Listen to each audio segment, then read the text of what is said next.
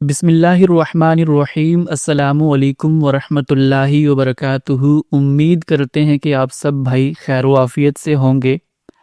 الحمدللہ ایک دفعہ پھر سے اللہ پاک نے ہمیں رمضان المبارک کی بابرکت گھڑیاں نصیب فرمائی ہیں، اور یہ ایک ایسا مبارک مہینہ ہے جس کا پوری دنیا میں جہاں کہیں بھی مسلمان رہتے ہوں بڑی بے صبری سے، بڑی شدت سے انتظار کرتے ہیں۔ اور اسی رمضان کے خوبصورت موقع پر آج ہم نے محمد حسن الیاس بھائی کو روزے کی حالت میں زحمت دی ہے، اور یہ آج ہمارا پروگرام آسک حسن الیاس سیریز کا چوتھا ایپیسوڈ ہوگا، جہاں پر آپ سب بھائیوں کو موقع دیا جاتا ہے کہ آپ براہ راست حسن الیاس بھائی سے سوال کر سکیں اور حسن بھائی اس کا قرآن و سنت میں جواب دیں گے۔ ابھی ہمارے ساتھ حسب معمول پینل میں موجود ہیں حسن بھائی۔ سب سے پہلے ہم ان کو ویلکم کرتے ہیں۔ السلام علیکم ورحمۃ اللہ۔ حسن بھائی کیسے ہیں آپ؟ وعلیکم السلام برادرم، بہت شکریہ آپ کا، اللہ کا بہت شکر ہے، امید کرتا ہوں آپ کے بھی خیر عافیت ہوگی۔ جی حسن بھائی، سب سے پہلے میں چاہوں گا، چونکہ یہ رمضان المبارک کا مہینہ ہمارے درمیان موجود ہے اور ہر طرف اس کی رونقیں دیکھی جا سکتی ہیں، اور آسک حسن الیاس سیریز کا بھی یہ پہلا ایپیسوڈ ہے جو رمضان میں ہونے جا رہا ہے، تو آپ سے گزارش ہے کہ آپ مختصراً اس بابرکت مہینے کے حوالے سے کچھ معروضات پیش کریں کہ کیسے ہم اس ماہ مبارک میں اللہ پاک کے ساتھ اپنا تعلق عبادات کے ساتھ یا پھر باقی طریقوں سے مضبوط کر سکتے ہیں اور اپنی زندگی میں مثبت تبدیلیاں پیدا کر سکتے ہیں۔ دیکھیے، بطور انسان کے جب میں دنیا میں شعور کی آنکھ کھولتا ہوں تو میرے سامنے کچھ بہت ہی بنیادی نوعیت کے ایسے وجودی حقائق ہوتے ہیں کہ جن کا انکار علم اور عقل کی بنیاد پر نہیں کیا جا سکتا۔ اس میں سب سے بڑی اور پہلی چیز یہ ہے کہ میں اپنے اوپر غور کرتا ہوں اور اپنے گرد و پیش کی کائنات پہ غور کرتا ہوں۔ دونوں پر غور و فکر کے نتیجے میں یہ بات 2 اور 2 4 کی طرح واضح ہو جاتی ہے ہر اس شخص پر جو کسی خارجی تعصب کے بغیر اپنی فطرت سلیمہ کی روشنی میں اس وجودی حقیقت پر غور کرتا ہے کہ میں ایک مخلوق ہوں، بنایا گیا ہوں، میرا وجود اس کی شہادت دیتا ہے، میرے گرد و پیش کی کائنات اس کی شہادت دیتی ہے۔ اگر میں بنایا گیا ہوں، مخلوق ہوں، تو اس سے ایک آپ سے آپ سوال پیدا ہوتا ہے کہ میرا خالق کون ہے؟ اب خالق کی تلاش کا یہ سفر ہے جس میں انسان سرگردہ ہو جاتا ہے۔ وہ جب اپنے ارد گرد نظر دوڑاتا ہے تو اس کو مختلف جوابات ملتے ہیں۔ کچھ لوگ اس کائنات کو ہی اس تخلیق کا خالق قرار دے رہے ہوتے ہیں، کچھ لوگ اس جستجو میں سرگردہ ہونے کے بعد اپنی روحانی سفر کی معراج کی تسکین کو اس سوال کا جواب قرار دیتے ہیں، اور کچھ لوگ ایک الوہی دعوت کے نتیجے میں وجود پذیر ہونے والی روایت کے علمبردار بن کے خدا کے وجود کا ہمیں تعارف کراتے ہیں۔ یہ جو تیسرا ذریعہ ہے یہ اصل میں انبیاء کا ذریعہ ہے۔ زمین پر کچھ لوگ کھڑے ہوتے ہیں، وہ یہ کہتے ہیں کہ ہم خدا کے فرستادہ، منتخب، چنیدہ، برگزیدہ لوگ ہیں، ہمیں اللہ نے منتخب کیا ہے، ہم اس کی بات تم تک پہنچانا چاہتے ہیں، اور جو تمہاری فطرت کے سوالات ہیں، جو وجودی حقائق کے پلازیبل نتائج ہیں، اس کی پوری خبر ہم خالق سے لے کے تمہیں دے دیتے ہیں۔ انبیاء کی یہ خبر ہے جو ہمیں خدا کا حقیقی تعارف کراتی ہے۔ جب ہم اس خبر پر اطمینان کے ساتھ، اعتماد کے ساتھ، یقین کے ساتھ مان کر چلنے کا فیصلہ کرتے ہیں تو اس کے کچھ ناگزیر لوازم اور تقاضے ہیں جو پھر میرے وجود سے پیدا ہوتے ہیں۔ مثال کے طور پہ اگر میں بندہ ہوں، مخلوق ہوں، بنایا گیا ہوں، اور میرا کوئی خالق ہے اور اس خالق کا تعارف مجھے انبیاء علیہ السلام نے کروا دیا ہے، تو اب اس خالق کے ساتھ میرے کچھ رشتے پیدا ہوں گے، کچھ تعلقات پیدا ہوں گے، کچھ تقاضے پیدا ہوں گے۔ اگر آپ غور کریں تو خالق کے ساتھ ایک بندے کے، ایک مخلوق کے بحیثیت ایک باشعور انسان کے جو ریلیشن اور تقاضے پیدا ہوتے ہیں وہ 3 ہی نوعیتوں کے ہیں۔ پہلا تقاضا پرستش کا ہے، دوسرا اطاعت کا ہے، اور تیسرا نظر کا ہے۔ ہم جس وقت کسی کو خالق مانتے ہیں تو ماننے کا یہ ناگزیر تقاضا ہے کہ ہم خالق کے ساتھ اپنے تعلق کا اظہار کریں، اس کو مانے کہ وہ خالق ہے، اسی کی پرستش ہوگی، اسی کی عبادت ہوگی، اسی کے سامنے جھکا جائے گا، اور اسی کو یہ باور کروایا جائے گا کہ ہم روئے زمین پر اس کے علاوہ کسی دوسری ہستی کے ساتھ اپنے اس تعلق کی نوعیت کو قائم نہیں کرتے۔ اس سے عبادات کا پورا تصور پیدا ہوتا ہے۔ یہ نماز کیا ہے؟ اسی پرستش کی علامت۔ ایک بندہ مومن، ایک عبد اپنے معبود کے ساتھ، ایک غلام اپنے آقا کے ساتھ اپنے تعلق کا اظہار کرتا ہے، اور اپنے خالق کی بارگاہ میں حاضر ہو کر، اس کے سامنے جھک کر، اس کے سامنے عجز و ندامت کے آنسو بہا کر، اس کے سامنے قیام کر کے، رکوع کر کے، سجدہ کر کے اپنے آپ کو بھی اور خالق کائنات کو بھی یہ سمبولک میسج دیتا ہے کہ میں روئے زمین پر صرف ایک ہستی کی پرستش کروں گا، اور وہ تو ہے۔ تیرا کوئی ہمسر، تیرا کوئی ہم پلہ، تیرا کوئی ساجی، تیرا کوئی سبارڈینیٹ، کوئی دنیا میں ایسا تیرا شریک و سہیم نہیں ہے جو خلق میں یا تدابیر امور میں تیرا معاون ہو۔ تو اکیلا ہے، یکتا ہے، یگانہ ہے، بہمتا ہے۔ تو یہ پہلا تعلق ہے جو ایک بندہ مومن کا، جو ایک عبد کا اپنے معبود کے ساتھ پیدا ہوتا ہے، گویا اس کی پرستش کی جائے گی۔ جو دوسرا تعلق ہے وہ تعلق اطاعت کا ہے، یعنی اگر وہ خالق ہے تو ظاہری بات ہے وہ حی و قیوم خالق ہے، اس کی کچھ منشا ہوگی، کچھ خواہشات ہوں گی، کچھ انسٹرکشن اور آرڈرز ہوں گے، اس کا کوئی کوڈ اور کنڈکٹ ہوگا جس کے مطابق وہ اپنے بندوں کو چلانا چاہتا ہے۔ خالق کائنات یہ کہتا ہے کہ میں نے تمہیں یہاں امتحان کے لیے بھیجا ہے، امتحان کا نتیجہ اور جزا و سزا مرتب ہوگی، اب اس جزا و سزا میں نے کامیاب ہونا ہے، اس کے لیے خدا کی منتخب کردہ امت میں اگر میں پیدا ہوا ہوں تو میرے لیے اس کے کچھ شریعت کے تقاضے ہوں گے جو مجھ سے متعلق ہوں گے، وہ اوامر ہوں گے، وہ نواہی ہوں گے۔ اللہ چاہتا ہوگا میں یہ کروں اور اللہ یہ چاہتا ہوگا میں یہ نہ کروں۔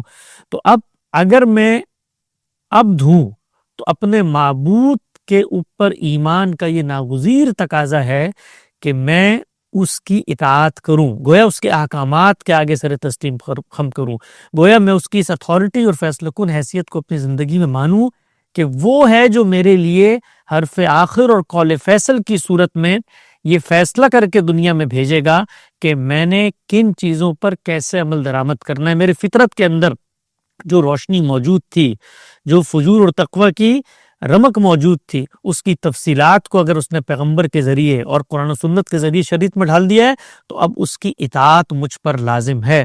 اور تیسری چیز یہ ہے کہ میں اپنے وجود سے کسی چیز کی نظر کرتا ہوں، قربانی کرتا ہوں، تو وہ خالص اسی ذات بات کے لیے ہو سکتی ہے اور کسی کے لیے نہیں ہو سکتی۔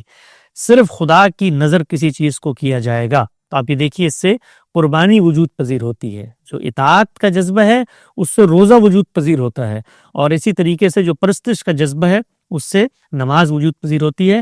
تو بندہ مومن کی حیثیت سے یہ وہ جہاد ہیں جن سے ہم خالق کے ساتھ متعلق ہوتے ہیں۔ اب اللہ تعالیٰ یہ بتاتا ہے کہ ان تمام رشتوں کا جو مقصد ہے، جو حقیقت ہے، جو منتہا ہے، جہاں تک پہنچانا مقصود ہے، جو منزل ہے، وہ یہ کہ تم اپنے آپ کو پیوریفائی کرو، اپنا تزکیہ کرو، اپنے آپ کو پاکیزہ کرو۔ پاکیزگی پھر میں انسان ہوں تو کچھ جہاد سے ہوگی، وہ میرے علم و عمل کی پاکیزگی ہے، میرے خورونوش کی پاکیزگی ہے، میرے بدن کی پاکیزگی ہے۔ یہ جو عبادات ہیں یہ اسی پاکیزگی پر قائم رہنے اور اس کے بڑھانے کی مہمیز بنتی ہیں۔ دیکھو اس کو قرآن مجید نے بیان کیا کہ یہ جو نماز ہے یہ تمہیں فواحش اور منکرات سے روک دیتی ہے، یہ جو روزہ ہے یہ اس لیے تمہیں رکھوایا جا رہا ہے تاکہ تم حدود آشنا بنو، اور یہ جو نظر ہے یہ اللہ تعالیٰ تک تمہارا گوشت اور خون نہیں پہنچاتی، بلکہ وہ جو تمہارے دل کے اندر پنہا جذبہ ہے کہ اللہ کے اذن پر اگر جان قربان کرنے کا بھی موقع آتا ہے تو ہم اس سے دریغ نہیں کریں گے، یہ علامتی طور پر ایک جانور کی جان ہم خدا کی نظر میں پیش کر رہے ہیں۔ تو یہ سارے جو عبادات کا نظام ہے اس کا مقصود کیا ہے؟ تزکیہ، پیوریفیکیشن، پاکیزگی، علم و عمل کی، ہمارے اخلاق کی، ہمارے رویوں کی، ہمارے معاملات کی، اسی طریقے سے ہمارے خورونوش کی اور ہمارے بدن کی۔ یہ پاکیزگی ہے جس کو مذہب آپ سے چاہتا ہے، اور کیوں چاہتا ہے؟ اس لیے چاہتا ہے کہ اللہ تعالیٰ نے اپنے ان بندوں کے امتحان کے نتیجے میں جو جزا و سزا کا ایک منصوبہ مرتب کیا ہے، اس میں وہ پاکیزہ لوگوں کو اپنی جنت کا ابدی شہری بنانا چاہتا ہے۔ خدا خلاق ہے، خدا لم یزل ہے، خدا کا کوئی ٹائم اینڈ اسپیس کے اندر قیود میں بندھا ہوا وجود نہیں ہے، وہ ان سب سے آزاد ہے۔ یہ خدائی بے انتہا ہے۔ اس بے انتہا خدائی کے اندر خدا تعالیٰ انعام کے طور پر ایک حصہ انسانوں کو منتقل کر دیتا ہے کہ ان کو جنت میں حیات جاودہ ملے گی، نہ ان کا اندیشہ ہوگا، نہ مستقبل کا غم۔ اس میں وہ شریک کرنا چاہتا ہے، گویا اپنی جو بادشاہی ہے اس کے اندر ایک بندہ مومن کو انعام کے طور پہ شریک کرنا چاہتا ہے۔ تو اب خدا ہے، خدا کتنا منزہ ہے، کتنا ستودہ صفات ہے، یہ ہو کیسے سکتا ہے کہ وہ ان بندوں کو اس میں شامل کر لے کہ جن کے دلوں میں پاکیزگی کا شائبہ نہیں ہے۔ تو مذہب یہ چاہتا ہے کہ ہم پاکیزہ بنیں، عبادات یہ چاہتی ہیں کہ ہم پاکیزہ بنیں۔ اگر ہم ان سب پر عمل درآمد کر رہے ہیں اور وہ جو نتیجہ ہے وہ حاصل نہیں ہو رہا، تو اس کا مطلب یہ ہے کہ عبادات محض رسوم اور آداب بن کے رہ گئے ہیں، اور ایسی عبادات کا اللہ کی بارگاہ میں کوئی فائدہ نہیں ہے، کوئی حاصل حصول نہیں ہے۔ جن عبادات سے جو مقصد حاصل کرنا پیش نظر تھا وہ مقصد حاصل نہیں ہو رہا۔ تو یہ دنیا بھر میں ہوتا ہے۔ مذہبی اور الہامی روایت کی ماضی کی تاریخ پہ یہ بتاتی ہے کہ جس وقت مذہبی ذہن دین کی اس اصل اورینٹیشن کو تبدیل کر کے آخرت کے بجائے دنیا پر متوجہ کر دیتا ہے، تو یہ پورا کا پورا جو عبادات کا نظام فکر ہے یہ اپنی اصل سے کٹ کے بے روح ہو جاتا ہے، جس کا نتیجہ یہ نکلتا ہے کہ پھر عبادت میں دل نہیں لگتا، پھر دل لگتا ہے نظام مصطفیٰ کے قیام میں، پھر دل لگتا ہے غلبہ اسلام کی جدوجہد میں، پھر دل لگتا ہے خلافت اسلامیہ کے احیاء میں، اس لیے کہ وہ ٹینجیبل مقاصد ہیں جو دنیا میں حاصل ہوتے ہیں۔ اس کو دیکھیے عصر حاضر کے اندر اس پس منظر میں وجود پذیر ہونے والی ایک پوری کی پوری تحریک کے جو بانی کا نظریہ تھا، اس کو ایک شاعر نے ایک شعر میں بیان کیا: میری زندگی کا مقصد تیرے دی کی سرفرازی، میں اسی لیے مسلمان، میں اسی لیے نمازی۔ یعنی نمازی تو مجھے ہونا تھا اللہ تعالیٰ کے ساتھ تعلق قائم کر کے پاکیزگی کے لیے، لیکن اس عبادت کا پورا جو اورینٹیشن تھی وہ تبدیل ہو کر کیا ہو گئی؟ دین کی سرفرازی۔ میں نمازی کیوں ہوں؟ اس لیے کہ تیرے دین کی سرفرازی ہو۔ تو گویا دین کی سرفرازی اصل مقصود ہے۔ نماز کا کوئی فائدہ نہیں اگر آپ دین کی سرفرازی نہیں کر رہے، یا غلبہ دین نہیں کر رہے، یا غیر مسلموں کی حکومت کا خاتمہ نہیں کر رہے، یا صالحین کو دنیا کا اقتدار منتقل نہیں کر رہے۔ اس سے اورینٹیشن چینج ہو گئی۔ جب اورینٹیشن چینج ہو گئی تو عبادت کا جو مقصود تھا وہ ختم ہو گیا۔ جب عبادت کا مقصود ختم ہو گیا تو آپ دیکھیے کہ ہمارے معاشرے کے اندر لاکھوں کی تعداد میں لوگ حج کرتے ہیں، عمرہ کرتے ہیں، قربانیاں کرتے ہیں، نمازیں پڑھتے ہیں، تراویحیں پڑھتے ہیں۔ اسی طرح سے رمضان میں تو پورا کا پورا عالم اسلام ایک طرح سے خدا کی بندگی کا مظہر بن جاتا ہے، لیکن معاشرے میں کوئی تبدیلی نظر نہیں آتی۔ علم و اخلاق میں پستی ابتر ہوتی چلی جا رہی ہے۔ وجہ کیا ہے؟ وجہ یہ ہے کہ عبادت کا جو مقصود تھا، عبادت کی جو حقیقت تھی، عبادت جس منزل تک لے جانا چاہتی تھی، اس منزل کو ہم نے تبدیل کر دیا۔ تو میرا آپ نے سوال یہ پوچھا کہ رمضان کا مہینہ ہے، اس مہینے کی مناسبت سے جو نصیحت مجھے خود بھی حاصل کرنی چاہیے اور اپنے تمام مسلمان بھائیوں تک پہنچانی چاہیے، وہ یہ کہ ان عبادات پر ہم عمل درآمد اس شعور کے ساتھ کریں کہ ہمارا مقصود کیا ہے، تو پھر عبادات کے درمیان میں جو وقفہ ہے اس میں اس کا ظہور ہونا شروع ہو جائے گا۔ نماز ہم نے اس لیے پڑھنی ہے کہ یہ خدا کی یاد دہانی کرواتی ہے۔ اقیم الصلاۃ لذکری قرآن مجید نے کہا۔ تو یاد دہانی کا کیا مطلب ہے؟ یاد دہانی کا مطلب یہ ہے کہ نماز پڑھ کے جب میں نکلوں گا اور میری گاڑی غلط پارک ہوئی ہوگی تو میرے اندر یہ شرمندگی ہونی چاہیے کہ میں لوگوں کی دل آزاری کا باعث بنا ہوں، یا میں نے چپلیں غلط جگہ پر اتاری ہیں تو میرے اندر یہ شرمندگی ہونی چاہیے کہ میں نے اللہ تعالیٰ سے ملاقات کی یاد دہانی کو فراموش کر دیا ہے، یا میں نے مسجد کا غسل خانہ استعمال کر کے صاف نہیں کیا، تو میرے اندر یہ یاد دہانی ہونی چاہیے ہے کہ اللہ تعالیٰ سے ملاقات کا جو مقصود تھا اس کو میں حاصل نہیں کر رہا۔ پھر میں دکان پہ جاتا ہوں، میں اگر سچ نہیں بولتا، میں اگر کم تولتا ہوں، میں اگر غیبت کرتا ہوں، میں اگر عیب جوئی کرتا ہوں، اگر میرے دل میں مسلمانوں کے بارے میں حسد، کینے، بغض کے جذبات ہیں، تو اس کا مطلب یہ ہے میں اگر اپنی بیوی سے سختی سے، درشتی سے، خشونت سے اور تلخی سے بات کرتا ہوں، نوکیلے جملے کہتا ہوں، اور میرے اوپر اگر تنقید ہو تو میں منہ پھاڑ کر لوگوں کے عیوب کو دنیا تک پہنچانے کی کوشش کرتا ہوں، تو یہ سب کچھ اگر میں کرتا ہوں تو اس کا مطلب یہ ہے کہ عبادت کا جو مقصود تھا وہ مجھے حاصل نہیں ہوا۔ تو رمضان کے اندر مسلمانوں کے اندر ایک جذبہ ہوتا ہے، خدا کی بھی ہمت ہمارے ساتھ شامل حال رہتی ہے، شیطان کو بھی بند کر دیا جاتا ہے۔ یہ موقع ہے کہ ہم سب اس پر غور کریں کہ جو مقصود ہے عبادت کا، کیا وہ حاصل ہو رہا ہے؟ اگر وہ حاصل نہیں ہو رہا تو یہ جو کچھ ہم کر رہے ہیں یہ رسمیات ہیں، یہ ایکشنز ہیں، ان کی حقیقت خدا تک نہیں پہنچتی۔ اسی کو رسول اللہ صلی اللہ علیہ وسلم نے ایک روایت میں بیان کیا کہ اگر روزہ رکھ کر بھی تم لغو گوئی کرتے ہو تو تمہارے بھوکے پیاسے رہنے سے اللہ کو کچھ فائدہ نہیں ہے، کچھ حاصل نہیں ہے۔ تو ہمیں جس چیز پر بہت غور و فکر کی ضرورت ہے وہ یہ کہ دین کی اورینٹیشن کو درست کرے۔ آخرت اورینٹیسٹڈ ہمارا یہ دین ہے، اور ہمیں ایک مقصد تک یہ پہنچانا چاہتا ہے۔ اس مقصد کے حصول میں سرگردہ رہ کر عبادت ہوگی تو شعوری عبادت بنے گی، اس میں دل بھی لگے گا اور اس کا مقصد بھی حاصل ہوگا۔ جی بہت شکریہ حسن بھائی، بہت خوبصورت طریقے سے آپ نے عبادات کی حکمت بتائی کہ ہمارا جو تعلق ہے انسان کا خالق کائنات کے ساتھ، اس کا اصل تقاضا، اس کا اصل مقصد کیا ہے۔ اور میرے خیال سے میرے جیسے نوجوان کے ذہن کے اندر بھی یہ حکمت، اس طرح کے سوالات پیدا ہوتے رہتے ہیں، اور ماشاءاللہ آپ نے بڑی خوبصورت طریقے سے اس کی ریزننگ بتائی۔ ہمارے ساتھ بہت سے بھائی جڑ چکے ہیں پینل میں، اور سب بھائیوں سے گزارش ہے کہ اخلاقیات کے دائرے کے اندر رہ کر سوال کریں۔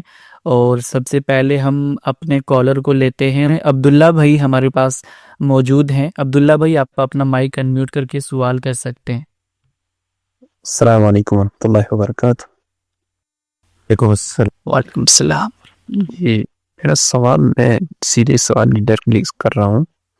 میرا سوال حسن بھائی سے یہ ہے کہ آج کے دور میں، اس عصر حاضر میں، جبکہ کافی زیادہ بعد میں کریٹیکل تھنکنگ بھی پیدا ہوتی ہے، مختلف طریقے کے نظریات ہماری سوسائٹی میں نظر آتے ہیں، تو اگر ہم جو کہ بہت ابھی چھوٹے بچے ہیں، لائک 12 سے 14 سال کی سٹیج کے بچے ہیں، ان میں ہم دینی شعور کیسے پیدا کر سکتے ہیں؟ اگر اس کے لیے کوئی کتاب بھی، بیسک ٹیکسٹ آپ بتا سکتے ہیں تو وہ بھی زیادہ بہتر ہوگی، تو اس کے بارے میں کوئی رہنمائی کیجیے۔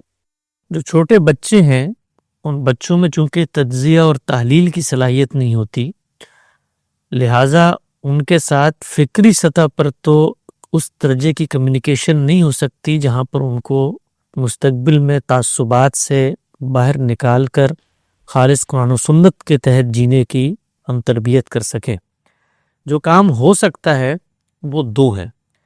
پہلا یہ کہ جن لوگوں کو شعور ہے، جو کہ والدین ہیں، گرد و پیش کے لوگ ہیں، وہ اس دین پر عمل درآمد شروع کر دے جو دین ان کی نظر میں خارجی تعصبات اور اس فرقہ وارانہ اور مسلک کی کشمکش سے بالاتر ہے۔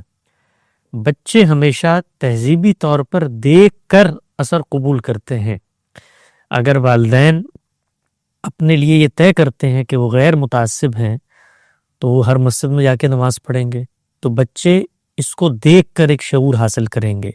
ان کے ذہن میں تصور پیدا ہوگا کہ گرد و پیش میں مختلف جہات سے اپنی شناخت کروانے والے مختلف طبقات بھی اصل میں مسلمان ہی ہوتے ہیں، اور میرے والدین ایک پیغام مجھے یہ دے رہے ہیں کہ ہم نے ہر جگہ پر جا کے ہر ایک کی عزت اور احترام کے ساتھ نمازیں ادا کرنی ہیں، تعلقات بنانے ہیں، کسی کے ساتھ کوئی مخاصمت کا تعلق نہیں رکھنا۔ دوسری چیز جو والدین کر سکتے ہیں وہ یہ ہے کہ وہ اسکل ڈیولپ کریں بچوں میں کہ جن کے ذریعے سے بڑے ہو کر وہ اس کتاب تک پہنچ سکیں جو کتاب دین کے معاملے میں ہماری رہنمائی کرنے کے لیے آئی ہے۔ آپ نے پوچھا کسی کتاب کو بتائیے، وہ کتاب ہے قرآن مجید۔ قرآن مجید وہ کتاب ہے جو انسانوں کو دین کے معاملات میں، اختلافات کے پس منظر میں، چیزوں میں صحیح جگہ پر کھڑے رکھنے کے لیے بھیجی گئی ہے۔ خود قرآن مجید نے بتایا ہے کہ امت ایک ہی طریقے سے سوچتی تھی، پھر ان میں اختلافات ہوئے، اور پھر اللہ تعالیٰ نے اپنے پیغمبر بھیجے، وَأَنزَلَ مَعَهُمُ الْكِتَابَ، اور ان کے ساتھ کتاب نازل کی۔ کیوں؟ لِيَحْكُمَ بَيْنَ النَّاسِ فِيمَا اخْتَلَفُوا فِيهِ، تاکہ وہ ان چیزوں کا فیصلہ کر دے جن میں اختلاف ہوتا ہے۔ تو اب بچے شعور کی سطح پر تو اس کی تحلیل نہیں کر سکتے، تو ہم نے کیا کرنا ہے، ہم نے وہ اسکلز ان کو سکھانی ہے کہ جب ان کو شعور آئے تو وہ اس کتاب سے اپنا تعلق پیدا کر کے اس سے رہنمائی حاصل کر سکیں. چنانچہ بچوں کے باب میں جو سب سے اہم چیز ہے وہ ان کو قرآن مجید کی عربی سکھانا ہے. عربی زبان اس طریقے سے انہیں سکھائی جائے کہ قرآن مجید ہی ان کی ریڈر بک بن جائے. قرآن مجید کو جب وہ پڑھیں تو اس کا ترجمہ اور تحلیل کرنے کی صلاحیت ان میں پیدا ہو. یہ پہلے مرحلے پر ہوگا. سب سے پہلے ان الفاظ کو پڑھنا آپ سکھائیں گے, پھر اس کے بعد ان کے جو مفردات ہیں, ووکیبلری ہے, وہ ان کو آئے گی, پھر وہ سینٹنس اسٹرکچر کو سمجھیں, جیسے ہم لینگویج عام طور پہ سکھاتے ہیں اسکولوں میں, اردو انگریزی سکھائی جاتی ہے. تو اسی طرز پہ قرآن مجید کو ریڈر بک بنا کر ان کو عربی سکھائی جائے, اور پھر بچے جب اس عمر کو پہنچیں کہ وہ قرآن کو جب پڑھیں تو ان کو سمجھ میں آئے, تو جیسے ہی ان کو شعوری بلوغت حاصل ہوگی, اللہ کی کتاب ان کا ہاتھ تھام کر ان کو تمام خارجی تعصبات سے باہر نکال کر وہ بندہ بنانے کی کوشش اور صحیح کرے گی جو اللہ کو مطلوب. جی بہت شکریہ عبداللہ بھائی ہمیں جوائن کرنے کے لیے. نیکسٹ کالر ہیں ہمارے ساتھ عمر بھائی, آپ اپنا مائک انمیوٹ کر کے حسن بھائی سے سوال کر سکتے ہیں. السلام علیکم حسن بھائی. میرے ایک سمپل سا سوال ہے کہ آپ کو اور رامجی صاحب کو میں نے بہت بار سنا ہے کہ آپ شرک کی جو ابدی کیا ہوتا ہے, کیا بولتے ہیں, جو سزا ہوتی ہے وہ ابدی جہنم, اس لیے کہ آپ یہ کہہ رہے ہیں کہ آپ نے اللہ تعالیٰ کے بارے میں جھوٹ باندھا ہے جانتے بوجھتے.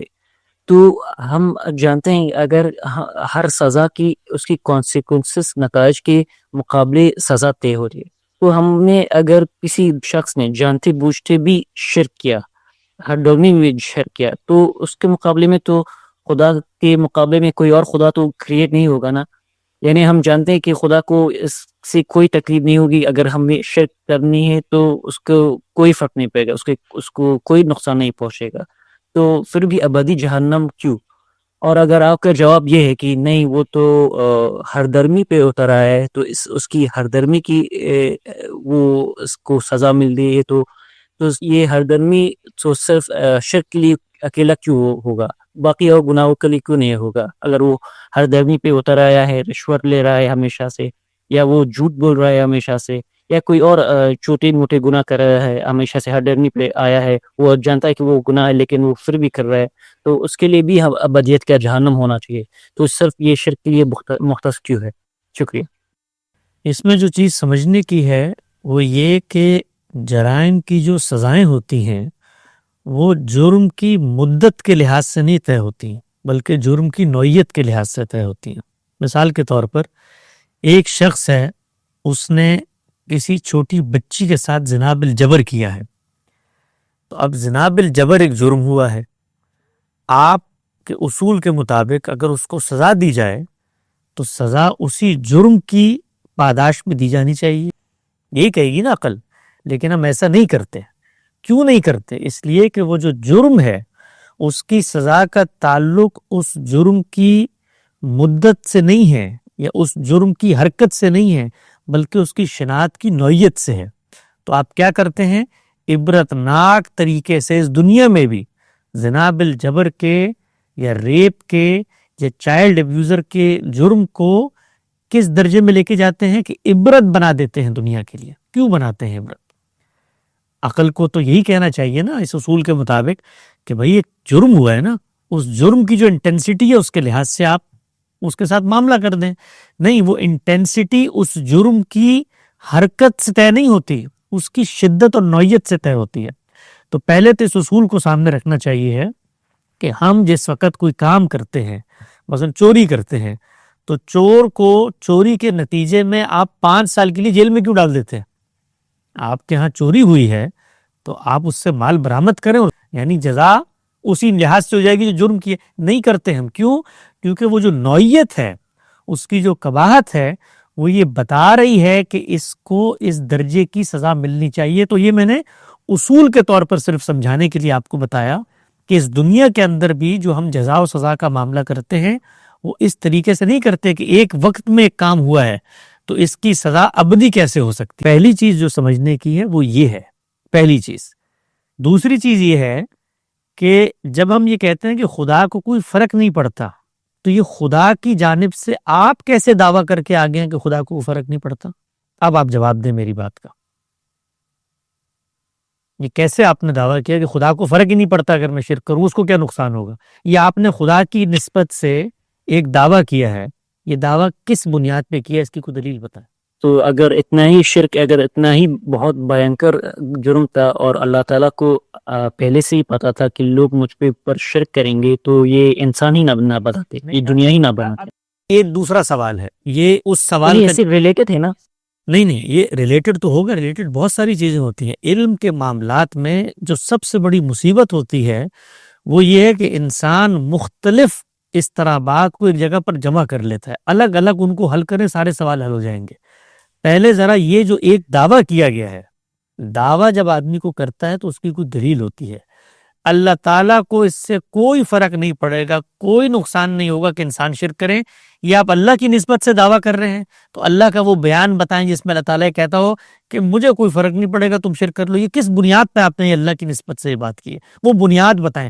وہ تو الگ سوال ہے کہ اللہ تعالیٰ نے انسان کو بنا کر اجازت کیوں دی شرک کرنے کی، اور شرک کرنے کی جب اجازت دے دی تو اس کے پیش نظر کیا تھا، اس کا الگ جواب ہے۔ یعنی وہ سوال آپ کریں گے تو میں اس کا جواب دوں گا کہ وہاں پر اللہ تعالیٰ نے خود بتایا وَلَن يَرْضَىٰ لِعِبَادِهِ الْكُفْرَ، میں نہیں چاہتا میرے بندے نافرمان بنے، میں نہیں چاہتا میرے بندے شرک کریں، میں تو ان کو اپنی جنت کا ابدی شہری بنانا چاہتا ہوں، میں تو پاکیزہ بنانا چاہتا ہوں۔ یہ میں نے ارادے اختیار کی دنیا دی ہے، اس میں تم اپنے انتخاب سے کوئی کام کرو گے تو وہاں پر اللہ کے راضی ہونے کا یہ مطلب ہی نہیں ہے۔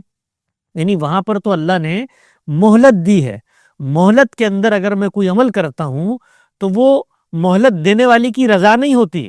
یہ بالکل ایسے ہی ہے کہ جس وقت آپ کو امتحان میں MCQs میں 3 سوالات لکھیں اور ان میں سے 2 غلط ہوں، ایک ٹھیک ہو، تو آپ آگے بڑھ کے کہیں کہ جس نے یہ پرچہ بنایا ہے میرے لیے، تو جب اس نے 2 جوابات اس میں غلط لکھے اس کا مطلب ہے کہ وہ غلط کو قبول کرتا ہے، نہیں، وہ غلط اس نے امتحان کے لیے لکھے ہیں، میرا انتخاب صحیح کرنے کا تھا۔ تو دنیا میں انسان کو بھیجا، ارادے اختیار کی صلاحیت دی، آزادی دی، اب اما شاکرن اما کفورا ہونا ہے، یہ الگ بحث ہے۔ اور یہ بات کہ میں شرک کروں اس سے خدا کو فرق نہیں پڑتا، یہ الگ بحث ہے۔ خدا کو فرق کس لحاظ سے نہیں پڑتا؟ اس لحاظ سے تو فرق نہیں پڑتا کہ آپ شرک کر رہے ہیں اور خدا اوپر بیٹھا اذیت میں رو رہا ہو، یا خدا اس وقت آ کر آپ پر حملہ کر دے، نہیں، اس نے تو مہلت دی ہوئی ہے۔ اس معاملے میں تو وہ خاموش ہو کر بیٹھا ہوا ہے اور وہ خود بتاتا ہے، وہ تو شیطان کو مہلت دی ہوئی ہے۔ جب شیطان کو یہ کہا، شیطان نے آدم علیہ السلام کو سجدہ کرنے کے انکار کے بعد کہ اس نے ابا واستکبر، تو آگے اس نے کیا کہا، فَبِمَا أَغْوَيْتَنِي لَأَقْعُدَنَّ صِرَاطَكَ الْمُسْتَقِيمَ، یہ تو نے مجھے گمراہ کر دیا، میں تیرے بندوں کو رستے سے ہٹاؤں گا۔ تو آپ آگے بڑھ کے کہیں کہ یہ جو اس نے کہا ہے کہ رستے سے ہٹاؤں گا، تو اللہ اس پر راضی ہے کہ رستے سے ہٹائے، بھائی اس نے مہلت دی ہے۔ یہ اللہ کے راضی ہونے کا بیان نہیں ہے، یہ مہلت کا بیان ہے، اور مہلت کے دوران وہ مداخلت نہیں کرتا، یہ بات ہے۔ وہ اس کو وہاں رکھیں۔ یہ جو بات ہے کہ اللہ کو کوئی فرق نہیں پڑتا، یہ کیسے طے کیا آپ نے اللہ کو فرق نہیں پڑتا؟ یہ تو اللہ تعالیٰ قرآن مجید میں جا بجا کہتا ہے کہ یہ تم کیسے سکتے ہو، افتراء علی اللہ ہے کہ بھئی شرک ہے کیا؟ شرک یہ ہے کہ کسی کو آپ خدا کی ذات سے یا صفات سے مانیں، یا خلق میں، بنانے میں، یا تدابیر امور میں، کائنات کا نظام چلانے میں اس کا ساجی، اس کا سبارڈینیٹ، اس کا ہمسر مانے، یہ شرک ہے۔ تو اس شرک کو خدا گوارا کیسے کرتا ہے؟ پہلے تو یہ بتائیے نا۔ وہ تو کہتا ہے کہ یہ بدترین جرم ہے، اور کیوں ہے؟ اس لیے کہ یہ بدترین بد اخلاقی ہے۔ میری نسبت سے تم ایک دعویٰ کر رہے ہو جس کی کوئی دلیل تمہارے پاس موجود نہیں ہے، تو اس بد اخلاقی کو خدا قبول کر سکتا ہے؟ نہیں، گوارا کر رہا ہے۔ کیوں گوارا کر رہا ہے؟ اس لیے کہ اس نے مہلت دی ہوئی ہے۔ تو اس وجہ سے اس جرم کی انٹینسٹی اور شدت ایسی ہے کہ جس کے نتیجے میں وہ ابدی جہنم کا فیصلہ کر رہا ہے۔ کیوں کر رہا ہے ابدی جہنم کا فیصلہ؟ اس لیے کہ اس نے جو دنیا میں آپ کو بھیجا ہے، اسی امتحان کے لیے تو بھیجا ہے، یہ اس نے بتا دیا ہے کہ میں اس امتحان کا ایک لامتناہی نتیجہ مرتب کروں گا۔ اتنی شدت ہے اس امتحان کی، اس شدت کے باوجود تم جانتے بوجھتے اگر شرک کرتے ہو تو تیار ہو جاؤ میری جہنم میں جلنے کے لیے۔ تو یہ ہے پوری بات۔ جی بہت شکریہ عمر بھائی، امید ہے کہ آپ کا جواب حسن بھائی کا واضح ہو چکا ہوگا۔ نیکسٹ کالر ہیں ہمارے ساتھ حسن رضا بھائی، آپ اپنا مائک انمیوٹ کر سکتے ہیں اور حسن بھائی سے سوال کر سکتے ہیں۔ السلام علیکم سر، آواز آ رہی سر؟ میں وعلیکم جی السلام۔ جی، وعلیکم السلام ورحمۃ اللہ۔ سر میں نا اصل میں غامدی صاحب کی نا وہ میں جو سیریز تھی 23 اعتراضات والی وہ سنی تھی، اس میں نا مسئلہ تکفیر تھا، اس پہ کچھ اشکالات تھے جو میں سمجھ نہیں پایا، یا مطلب کوئی مجھے اتنے جامع نہیں لگے، تو ان پہ بات کرنی تھی میں نے. جی آپ سوال کر لیں آپ. تو سر وہ تھا، وہ جو آپ نے غامدی صاحب نے 4 کیٹیگریز بنائی تھی، ان میں ایک یہ تھی کہ جو کروڑوں مطلب عیسائی وغیرہ یا ہندو وغیرہ یا یہ سارے ہیں، تو نہ تو اقرار کرتے ہیں اسلام کا اور نہ اسلام کا انکار کرتے ہیں. ان کی بات تھی کہ ہم انہیں بھی کافر نہیں کہہ سکتے، اور اس کے دلائل میں یہ کہا تھا کہ جیسے قرآن پاک میں تھا کہ انہوں نے ڈائریکٹ انکار کیا تھا، کفر کر لیا تھا، تو انہیں کافر کہا گیا تھا. لیکن سر وہاں پہ بھی ہمیشہ یہ ہوا تھا کہ ان کے لیڈران کرتے تھے قوم کے انکار وغیرہ، یا کوئی ان کے مطلب عقل مند لوگ آ کے انکار کرتے تھے، تو جو عام لوگ ہوتے تھے وہ تو صرف انہیں فالو ہی کرتے تھے. تو آج بھی ایسا ہی ہے کہ ہر مذہب میں کچھ نہ کچھ عقل مند لوگ جو ہیں وہ تو انکار کر رہے ہیں اسلام کا بڑھ کے آگے، اور باقی جو عام لوگ ہیں وہ تو صرف انہیں فالو کرتے ہیں. تو ان پہ ہم پوری قوم پہ پھر کیوں نہیں کفر کا اطلاق کر سکتے؟ اگر میں آپ کا سوال صحیح سمجھا ہوں تو وہ یہ ہے کہ رسالت مآب صلی اللہ علیہ وسلم کے زمانے میں جن لوگوں پر حق واضح ہوا تھا وہ تو ان کے لیڈران تھے، اور عام لوگ تو ان کو فالو کرتے تھے.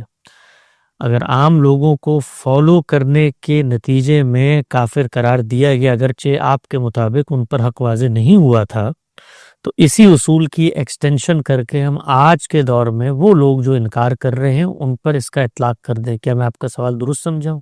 جی سر بالکل یہی تھا کہ مطلب اس ٹائم بھی عام لوگ اسی طرح کے تھے، اور آج بھی ان کی عقل محدود ہی ہوتی ہے. ٹھیک، بالکل بات. اگر میں آپ کا سوال درست سمجھا ہوں تو اس سوال کا جواب یہ ہے کہ اللہ کے پیغمبر نے جس وقت حق کو پیش کیا، حق کو پیش کرنے کے بعد آپ صلی اللہ علیہ وسلم کے عہد میں جو لوگ موجود تھے، چاہے وہ خاص ہوں یا عام، انہوں نے عملاً کیا رویہ اختیار کیا؟ اگر انہوں نے رسالت مآب صلی اللہ علیہ وسلم کے وجود کے اس جگہ پر موجود ہونے کے بعد اور خدا کی مائیت کے ظہور کے بعد آپ کا انکار کیا، تو اس انکار کی بنیاد کیا ہے؟ اس انکار کی بنیاد جو لیڈروں کیا ہوگی وہی عام لوگوں کیا ہوگی.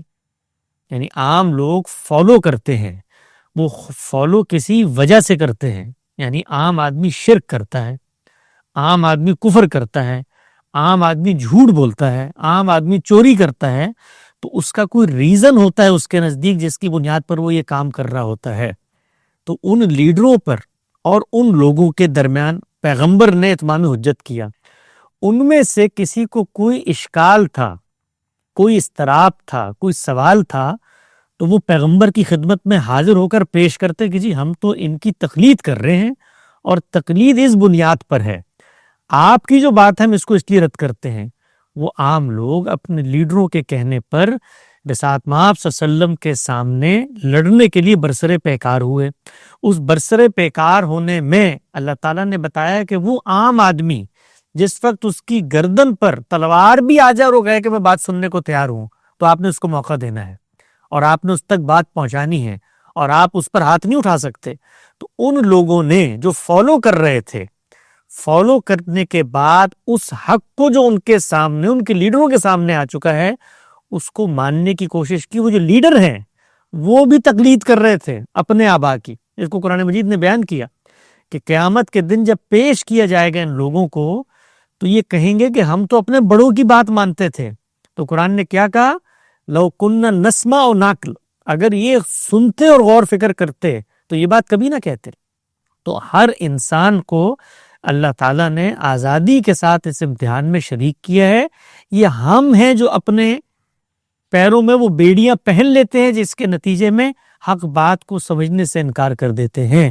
تو اللہ کے پیغمبر کی موجودگی میں اتمام حجت ہوتا ہے، حجت تمام ہوئی، اس کے وجود سے حجت تمام ہو جاتی ہے. وہ کو گھر گھر جا کے دستک نہیں دیتا، وہ گرد و پیش کی ریاستوں میں ایک فرد کے پاس جا کر گفتگو نہیں کرتا، اس کا وجود ہوتا ہے اتمام حجت. اس کا دعویٰ آپ سوچیں، یہ کوئی معمولی دعویٰ ہے؟ یعنی 1400 سال گزر گئے، آپ نے دیکھا کہ کوئی شخص اس اعتماد سے کھڑے ہو کر آئے کہ مجھے خدا نے بھیجا، یہ خدا کی کتاب ہے، آؤ میں خدا کی کتاب تمہیں پڑھ کے سناتا ہوں، تمہارا کوئی سوال ہے اس کا جواب دیتا ہوں، یہ مان لو ورنہ اس کے بعد تمہارا یہ انجام. اتنا بڑا کام ہوا ہے اللہ کے پیغمبر کے عہد کے اندر، اور اس میں ہر شخص کی یہ ذمہ داری تھی کہ وہ اللہ کی پیغمبر کی بارگاہ میں حاضر ہو، اور اگر اس کا کوئی عذر ہے، کوئی تکلیف ہے، کوئی تردد ہے، کوئی اشکال، ابہام، سوال، اضطراب ہے، تو آپ کی بارگاہ میں رکھے۔ تو عام لوگ یقیناً تقلید کرتے ہیں۔ اس تقلید کی بنیاد کیا ہوتی ہے؟ قرآن نے اس کو چیلنج کیا ہے، اور اس بنیاد پر قیامت میں جو مواخذہ ہونا اس کے اندر کوئی استثناء نہیں دیا۔ تو یہ ہے اصولی بات۔ آج کے دور میں جو لوگ موجود ہیں، وہ عام لوگ ہوں یا خاص لوگ، کوئی شخص یہ نہیں کہتا کہ ان پہ اتمام حجت نہیں ہو رہا۔ اللہ کے پیغمبر اس خبر کو عالمی سطح تک پہنچا کے دنیا سے رخصت ہو گئے، ممکن ہے اتمام حجت ہو رہا ہو۔ ہم یہ نہیں کہتے کہ ان پر اتمام حجت نہیں ہو رہا، کس پر ہو گیا ہے اس کا فیصلہ کرنے کی صلاحیت میرے اور آپ کے پاس نہیں ہے۔ اللہ کی نظر میں تو آج بھی لاکھوں کروڑوں لوگ کافر ہوں گے، یہ مجھے کیا پتا کہ کس شخص کے سامنے حق واضح ہو گیا، کس نے قرآن مجید پڑھا، کس نے جانتے بوجھتے ان کا انکار کیا۔ تو کفار تو آج بھی موجود ہوں گے، میں فیصلہ نہیں کر سکتا کہ عند اللہ کون کافر ہے۔ تو میں کیا کرتا ہوں، میں جو شناخت وہ بتاتے ہیں اس کے مطابق ان پر حکم لگاتا ہوں، اور پھر ان کے جو نظریات ہیں اس پر اپنے علم کی حیثیت سے تنقید کرتا ہوں کہ بھئی یہ اپنے آپ کو مسلمان کہتا ہے، دیکھو مسلمان کہتے ہوئے کفر کر رہا ہے، دیکھو مسلمان کہتے ہوئے شرک کر رہا ہے، دیکھو مسلمان کہتے ہوئے بدعات پر کو اپنائے ہوئے ہے۔ یہ شخص اپنے آپ کو غیر مسلم کہتا ہے، تو وہ شخص خود اس دائرے میں کھڑا ہے۔ کتنے ہی مسلمان ہوں گے قیامت کے دن جو کافروں کی فہرست میں کھڑے ہوں گے، اس میں کوئی شبہ تردد کی بات نہیں۔ قرآن مجید نے خود بتا دیا وَمَن لَمْ يَحْكُمْ بِمَا أَنزَلَ اللَّهُ فَأُولَٰئِكَ هُمُ الْكَافِرُونَ فَأُولَٰئِكَ هُمُ الْفَاسِقُونَ۔ تو شریعت کے ماننے والوں کو کہا ہے کہ یہ جو فیصلہ نہیں کرتے اللہ کی شریعت کے مطابق، یہ اللہ کی نظر میں کافر ہیں۔ تو اتمام حجت آج بھی ہو رہا ہے، اللہ کی نظر میں آج بھی بہت سارے مستکبرین اور کفار موجود ہوں گے۔ میرے پاس وہ صلاحیت نہیں ہے کہ میں کسی فرد کے دل کے اندر جھانک کر یہ فیصلہ کر دوں۔ پیغمبر کی موجودگی میں خدا یہ فیصلہ کرتا ہے، اور وہاں پر بھی خدا یہ کہتا ہے کہ جس شخص کے بارے میں فیصلہ ہو رہا ہے وہ اگر اپنے تردد اور اضطراب کا اظہار کر دے، وہ عام ہو یا خاص، تو پھر اس تک دعوت پہنچائی جائے گی، پھر اس سے بات کی جائے گی۔ تو یہ ہے پوری بات۔ جی اجازت لینا چاہیں گے، نیکسٹ کالر ہمارے ساتھ موجود۔ جی آپ کا کوئی اسی کے حوالے سے کوشچن ہے تو آپ کنٹینیو کر سکتے ہیں۔ جی سر، میں نا مطلب میں ایک عام انسان ہوں، تو اسی حساب سے نا میں جب قرآن پاک پڑھا نا تو وہ حضرت موسیٰ علیہ السلام والا واقعہ جو تھا جادوگروں کا مقابلے والا، وہ میں نے پڑھا۔ تو میں یقین مانے ایک عام انسان کی حیثیت سے میں جب سوچتا ہوں تو میں فرق نہیں کر پاتا کہ حضرت موسیٰ علیہ السلام کے پاس کیا تھا اور جادوگروں کے پاس کیا تھا۔ میں ایک عام انسان کی حیثیت سے یہ تو سوچ سکتا ہوں کہ بڑا جادو کس کے پاس ہوگا، کیونکہ میں تو مسلمان ہوں، میں مانتا ہوں کہ وہ حق تھا ان کے پاس، لیکن ایک عام انسان کی حیثیت سے میں سوچتا ہوں کہ اگر میں اس ٹائم ہوتا تو میں کیا کہتا کہ حضرت موسیٰ علیہ السلام کے پاس بڑا جادو ہے، جادوگروں کے پاس تھوڑا۔ تو یہ تمام حجت کیسے ہو جاتا ہے، مجھے یہ نہیں سمجھ آتی۔ اور یہ جو کفر ہے یہ تو میرے خیال میں سر انتظامی مسئلہ ہے، تو تمام حجت کا اس میں کوئی سمجھ نہیں آ رہی مجھے، اس لیے میں حاضر ہوا ہوں یار۔ یہ موسیٰ علیہ السلام نے جو معجزات دکھائے اور جادوگروں نے جو کچھ کیا، تو اس پر جادوگروں کا کیا رد عمل تھا، ذرا عام آدمی کی حیثیت سے وہ بیان کریں آپ، جو قرآن مجید میں نقل ہوا ہے۔ یعنی جو دیکھنے والے وہاں موجود تھے انہوں نے بھی تو آخر فیصلہ کیا نا، وہ جو جادوگر تھے۔ آپ تو یہاں بیٹھے ہوئے آج چاہتے ہیں کہ آپ فیصلہ کیسے کرتے، وہ جو جادوگر اس دور میں موجود تھے ان کی جو حکایت قرآن مجید میں آئی ہے وہ کیا تھی، وہ ذرا بیان کریں وہ کیا تھی۔ جی بالکل، وہ تو انہوں نے تو یہی کہا تھا، انہوں نے تو حق ہی کہا تھا۔ کیوں کہا تھا؟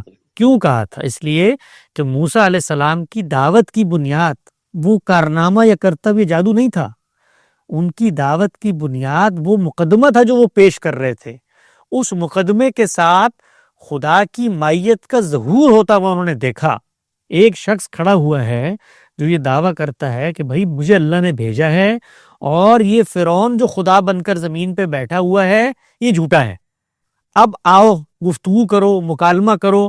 خود سیدنا موسیٰ نے کہا جس کے پاس مجھے بھیج رہے ہیں وہ تو ایسا باجبروت ہے کہ وہ تو گردن مار دیتا ہے، تو کچھ دیجئے تاکہ میں وہاں پر اس اعتماد سے کھڑا ہوں۔ تو اللہ کی مائیت کا ظہور انہوں نے دیکھا اس شخص کے ساتھ جو خدا کے ساتھ تعلق اور رسالت کا دعویٰ کر رہا ہے۔ تو آپ اگر اس دور میں ہوتے تو موسیٰ علیہ السلام کی شخصیت کو پہلے جانتے، وہ کوئی جادوگر تھے؟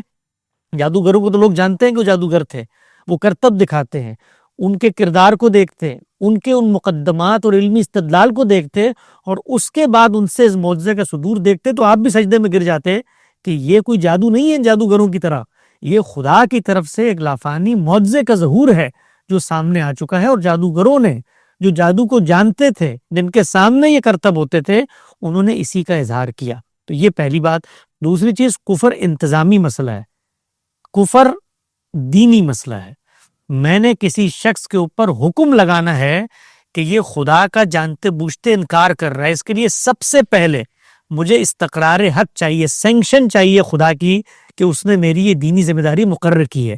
تو قرآن مجید کی وہ آیت پڑھیں جس میں اللہ تعالیٰ نے یہ کہا ہو کہ تم نے نکل کر، اے مسلمان امت، تم نے نکل کر دنیا میں لوگوں کے کفر و ایمان کا فیصلہ کرنا ہے، اور اس بنیاد پر تم نے ان پر حکم لگانا ہے کہ یہ جانتے بوجھتے انکار کر رہا ہے۔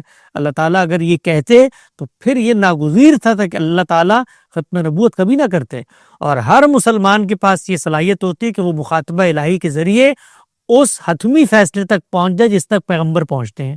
اور پھر یہ بھی ساتھ ہوتا کہ اگر اللہ تعالیٰ نے آپ کی ذمہ داری عائد کی ہے، آپ کو وہ صلاحیت دی ہے، تو پھر آج تک جو معاملہ اس نے قرآن مجید میں لکھا ہے کفار کے ساتھ، اس کو جاری رکھنے کی بھی بات ہوتی۔ تو پھر ختم نبوت، خدا کی اسکیم، عذاب، جزا و سزا، مائیت کا ظہور، اس میں سے کسی چیز کی ضرورت نہیں تھی، پھر یہ قیامت تک جاری رہتا یہ معاملہ۔ یہ ساری چیزیں قرآن مجید میں بیان نہیں ہوئی۔ جو انتظامی معاملہ ہوتا ہے وہ شخص کی شناخت کا ہوتا ہے، وہ خود کیا بیان کر رہا ہے۔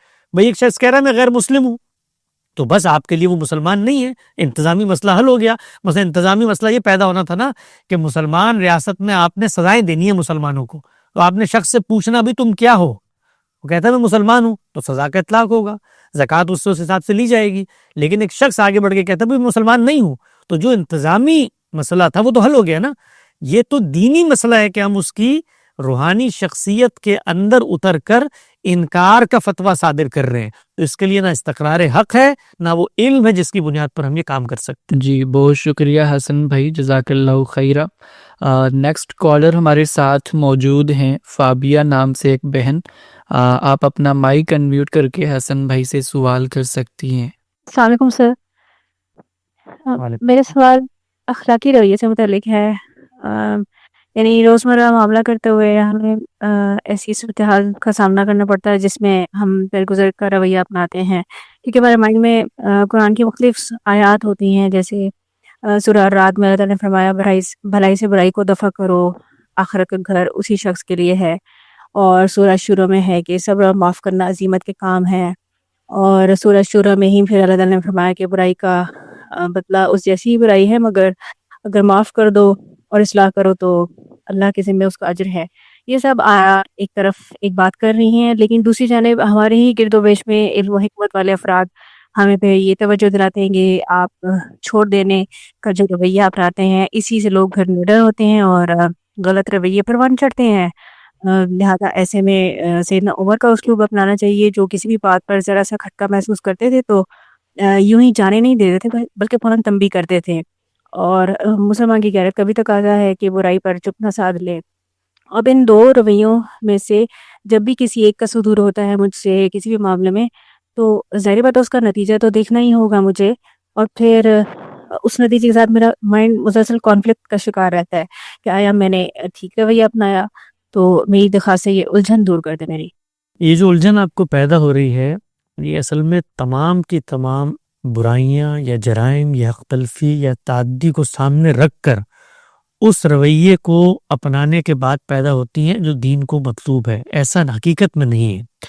اسلام یہ کہتا ہے کہ جس وقت بطور ایک انسان کے دنیا میں آپ کو تکلیف پہنچتی ہے، تردد پہنچتا ہے، کسی مسلمان بھائی سے زیادتی کا اندیشہ ہوتا ہے یا اس کا آپ شکار ہوتے ہیں، تو اس بارے میں کیا رویہ ہے جو آپ نے اپنانا ہے۔ وہ رویہ اگر رد عمل کا، انتقام کا، منفی ذہنیت کا اپنایا جائے گا تو اس کا اثر اس سے زیادہ آپ پر ہوگا، اور آپ کے اندر جو مزاج دین پیدا کرنا چاہتا ہے پاکیزگی کا، وہ متاثر ہوگا، اور آپ اصل میں دنیا ہی کو اصل سمجھ بیٹھیں گے، اور آپ اللہ پر توکل کرتے ہوئے آخرت میں اپنا بدلہ اللہ اس سے لے اس پر چیز کو منحصر نہیں کریں گے۔ یہ رویہ اللہ تعالیٰ آپ سے چاہتے ہیں، اللہ کے پیغمبر آپ سے چاہتے ہیں کہ اگر آپ کے ساتھ زیادتی ہو، کوئی شخص آپ کے ساتھ جھگڑا کرتا ہے، کوئی آپ کی ابجوئی کرتا ہے، کوئی آپ کے بارے میں حسد کینہ بغض رکھتا ہے، تو اس شخص کو دعوت دینا، اصلاح کرنا، اس کی کہیں ممانعت نہیں ہے.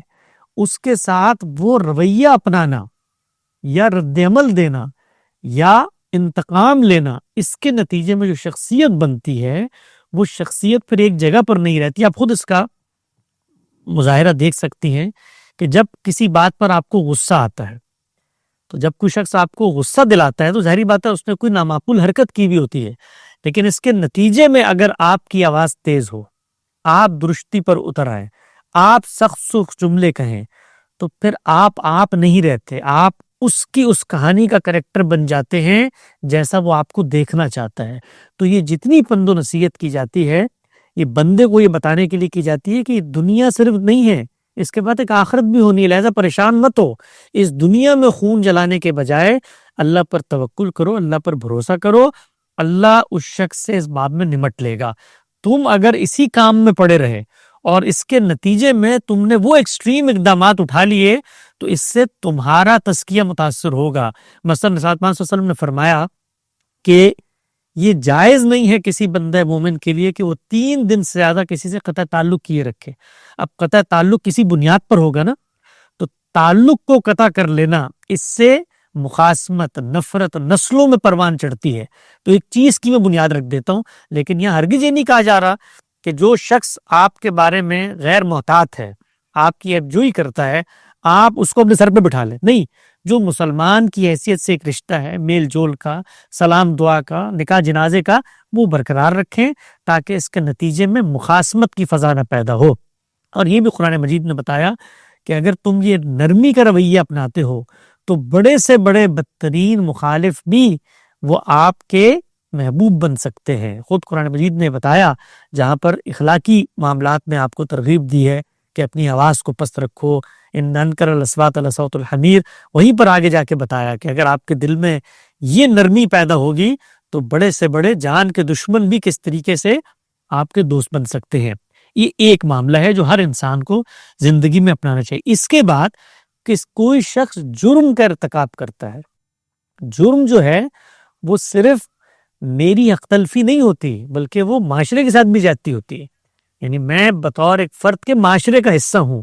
کوئی شخص چوری کرتا ہے، کوئی شخص غبن کرتا ہے، کوئی شخص رشوت لیتا ہے، تو وہ انسانیت کے خلاف تعدی کر رہا ہوتا ہے. تو ان لوگوں کے ساتھ نمٹنے کے لیے اللہ تعالیٰ کی شریعت میں بھی قانون دیا گیا ہے، اور ریاست میں جو قانون کی بنیاد ہے اس میں بھی اس کا یہ حق پیدا ہو جاتا ہے کہ کسی کی حق تلفی ہو یا جان مال آبرو کے خلاف زیادتی ہو تو وہ ایکشن لے گی. تو ریاست نے تو ایکشن لینا ہے، وہ وہاں پر مجرمین کے ساتھ یہ رویہ نہیں اختیار کر سکتی. ہاں، وہاں جرم کی نوعیت اور مجرم کے حالات اس کے ساتھ رویہ اپنانے میں تخفیف کا تقاضا کرتے ہوں گے تو ضرور کی جائے گی. مثلا ایک بچہ ہے، نوجوان ہے، پوری زندگی کا کیریئر آگے پڑا ہے، بہن بیمار تھی، پیسے نہیں تھے، کسی شخص کی جیب سے اس نے پیسے نکال کے آپریشن کروا دیا، تو وہ تو چوری گئی ہے. لیکن جب آپ اس کے ساتھ معاملہ کرتے ہیں، ریاست بھی معاملہ کرتی ہے، تو اس نوعیت کو وہ دیکھتی ہے. تو ان چیزوں کو سامنے رکھ کر آپ فیصلہ کر سکتے ہیں میرے ساتھ کوئی جرم کا ارتکاب کرتا ہے، قانونی چارہ جوئی کا مجھے حق حاصل ہے، اس شخص کو کیفر کردار تک پہنچانے کا حق حاصل ہے، دوسروں کو اس شخص کے شر سے محفوظ کرنے کا مجھے حق حاصل ہے. یہ تمام حقوق میں ایکسرسائز کروں گا. لیکن اس شخص سے، اس کی آل اولاد سے، اس کے خاندان سے میں نفرت دشمنیاں پال لوں، میں رد عمل انتقام کے اندر اتر آؤں، میرے اندر وہی جذبہ پیدا ہو جو اس نے میرے ساتھ کیا میں اس کے ساتھ کروں، یا پھر وہ معاملات جو شخصی نوعیت کے ہوتے ہیں جن میں عام طور پر بغض اور کینہ عداوت پیدا ہوتا ہے، جیسے لوگ غیبت کرتے ہیں ایک دوسرے کی، تو ان طرح کے معاملات میں درگزر کا رویہ اپنانا چاہیے اور اپنے کاموں پہ فوکس کرنا چاہیے. جی، جزاک اللہ خیرہ. فابیہ بہن ہمیں جوائن کرنے کے لیے. نیکسٹ کالر ہیں حسن بھائی ہمارے ساتھ سید خرم کے نام سے. بھائی آپ اپنا مائک انمیوٹ کر کے سوال کر سکتے اور آنے والے تمام بھائیوں سے گزارش ہے کہ سوال مختصر کیجیے گا. السلام علیکم وعلیکم السلام. وعلیکم السلام ورحمۃ اللہ. بھائی. حسن بھائی آپ ماشاءاللہ امام میں بہت پیارے لگ رہے ہیں. میں سوال کی طرف آتا ہوں. یہ جو یہ جو ایک معاملہ ہے ہمارے یہاں کہ عقیم الدین والی جو آیت ہے اس کے ذریعے سے جو مودودی صاحب نے جو فکر ڈیولپ کی ہے، تو اس کو لے کر ہم اب بھی چل رہے ہیں، کیونکہ بہت سارے ہمارے عالم اور بہت سارے یوٹیوب پہ جو لوگ ہیں وہ اس کے حوالے سے بہت ساری باتیں کرتے ہیں. تو اگر کسی سے اس حوالے سے کہنا ہو کہ مجھے اپنے آپ کو ٹھیک کرنا ہے، یہ ضروری ہے، نہ کہ میں اپنے اختیارات سے آگے بڑھ کے پورا معاشرہ سدھارنے کے لیے نکلوں، تو اس کو کس طرح سے اچھے طریقے سے بیان کیا جا سکتا ہے؟ بس میرا سوال یہی ہے. اس وقت 23 اعتراضات سیریز میں ایک موضوع زیر بحث ہے جس کا عنوان ہے اسلام اور ریاست. اس موضوع میں غامدی صاحب سے ہم اس بارے میں استفادہ کر رہے ہیں کہ نظم اجتماعی، ریاست، ملت، معاشرہ، حکومت سے متعلق دین نے کیا احکامات دیے ہیں. ان کا پورا مثبت نقطہ نظر اس باب میں سامنے آ چکا ہے. اس کے بعد جو اگلی بحث ہے وہ انہی دو پہلوؤں پر ہے کہ اگر ریاست سے متعلق بھی اللہ نے حکم دیا ہے اور وہ ان چیزوں تک محدود ہے جو آپ نے بیان کی ہیں، تو پھر نفاذ شریعت اور اقامت دین کے حوالے سے اور التزام جماعت کے حوالے سے جو دینی استدلالات پیش کی جاتے ہیں ان کی کیا حقیقت ہے. تو اس پر بڑی تفصیل سے ہمارے ہاں گفتگو کا آغاز ہو چکا ہے. انشاءاللہ وہ قریب اگلے ہفتے وہ آ بھی جائے گی، اس کو وہاں پر آپ تفصیل سے سن سکتے ہیں کہ یہ جو استدلال ہے اقامت دین کا، اس استدلال کو علم کی دنیا میں کیسے ریفیوٹ کیا جائے گا. اس کو غام صاحب نے اپنی کتاب میں لکھا بھی ہے، تعویل کی غلطی کے زیر عنوان، جس میں مولانا مودودی علیہ رحمہ نے پورا کا پورا تصور برآمد کیا ہے اقامت دین کا. اور یہ بات کہنے میں کوئی تامل اور تردد نہیں ہونا چاہیے کہ یہ انہی کی اختراع ہے. اس باب میں وہ بانی کی حیثیت رکھتے ہیں جنہوں نے ان آیات سے یہ تصور برآمد کیا ہو. مسلمانوں کا جو علم ہے اس علم کی دیگر جگہوں پر غلطیاں ہیں. مثلا وہ نفاذ شریعت میں امر بالمعروف اور نہی عن المنکر کا دائرہ بڑھا دیتے ہیں. مثلا وہ رسالت مآب صلی اللہ علیہ وسلم کی منصبی تقاضوں کی رعایت سے شریعت نے جو ہدایات دی ہیں ان کو آج تک متعلق سمجھتے ہیں. مثلا یہ جہاد و قتال کے باب میں تمام حجت کے تحت جو کچھ ہونا چاہیے تھا اس کی ریلیونس انہوں نے غلط تلاش کی ہے.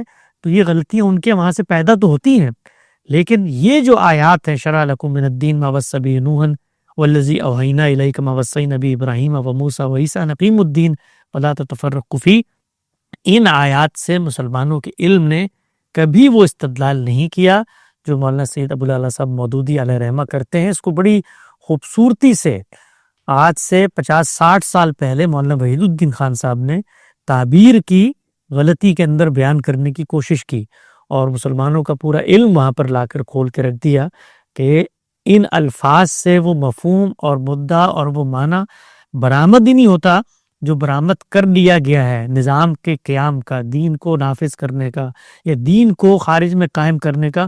خود مولانا سید ابو الاعلیٰ صاحب مودودی یہ لفظ قرآن مجید میں جہاں جہاں آیا ہے وہاں پر جا کر دیکھیں جو ترجمہ کر رہے ہیں وہ بالکل وہی ترجمہ ہے جو پوری امت کا علم کرتا ہے، اور وہ بالکل اس سے مختلف ہے جو ترجمہ وہ یہاں کر رہے ہیں. یہی اقامت کا لفظ ہے، صلاۃ کے ساتھ آیا ہے. یہی اقامت کا لفظ ہے، تورات کے ساتھ آیا ہے.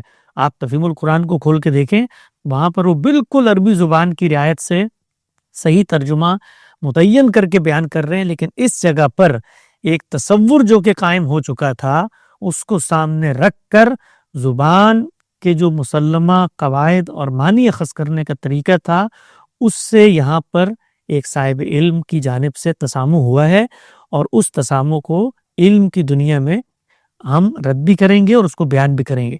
ایک عام آدمی آپ نے پوچھا نا کہ کیسے اس کو بیان کر سکتے ہیں. یہ جو علم کی غلطی ہوتی ہے، فلسفے کی غلطی ہوتی ہے، اس کو دو سطح ہوتی ہیں بیان کرنے کی. پہلی سطح ہوتی ہے کہ اس کے اندر جو کامن سینس کا پہلو ہے اس کو آپ آگے منتقل کرتے ہیں. مثلا آپ کو آپ ہی کا کوئی دوست ملتا ہے جو اسی جگہ پر کھڑا ہوا ہے کہ وہ یہ تفسیر پڑھ کے آ گیا، تو یہ جو آرگومنٹ میں نے کامن سینس کے آپ کو دیے ہیں یہ سوالات آپ اس کے سامنے بھی رکھ دیں. لیکن اس میں جو علم کی غلطی کی تصحیح ہے وہ اصل میں اہل علم کرتے ہیں، اور اہل علم اس اہل علم کی سطح پر کنیکشن قائم کر کے ان اصطلاحات میں، ان علمی مسلمات کے پس منظر میں اس فکر کو ریفیوٹ کرتے ہیں. یہ ایک ٹیکنیکل کام ہوتا ہے. اس ٹیکنیکل کام کے لیے عام لوگوں کو میدان خالی چھوڑ دینا چاہیے ان لوگوں کے لیے جو اس فن کے ماہر ہیں. یہ بالکل طب میں بھی ہوتا ہے. دیکھیے آپ کو کسی شخص کو یہ بتانا ہو کہ اس کو ہارٹ اٹیک ہو گیا ہے تو آپ کہیں گے بھی نشاستہ کم کھاؤ, چکنائی مت کھاؤ, واک کیا کرو. لیکن آپ کبھی بھی دل کی شریانوں کے اندر اتر کر ٹیکنیکل گفتگو کر کے اس کو قائل کرنے کی پوزیشن میں نہیں ہو, کیونکہ وہ علم کی بنیاد ہے.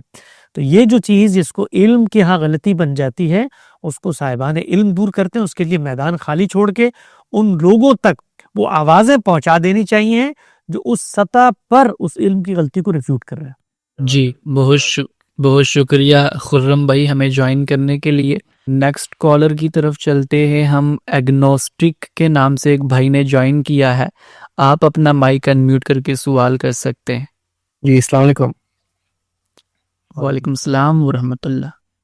کیا حال ہے حسن بھائی, آپ کے ٹھیک ہیں؟ اللہ کا شکر, دعائیں بھائی. جی غامدی صاحب کا ماشاءاللہ میں بہت بڑا فین ہوں. اللہ تعالیٰ ان کی عمر دراز کرے, صحت دے انہیں. تو میں ایکس مسلم ہوں پرائمریلی, اور میرے نزدیک ایگنوسٹسزم ایک ریشنل پوزیشن ہے, بیکاز مجھے نہیں لگتا کہ سرٹنٹی کے ساتھ ہم خدا کے وجود کا انکار کر سکتے ہیں اور اس کا اقرار بھی کر سکتے ہیں.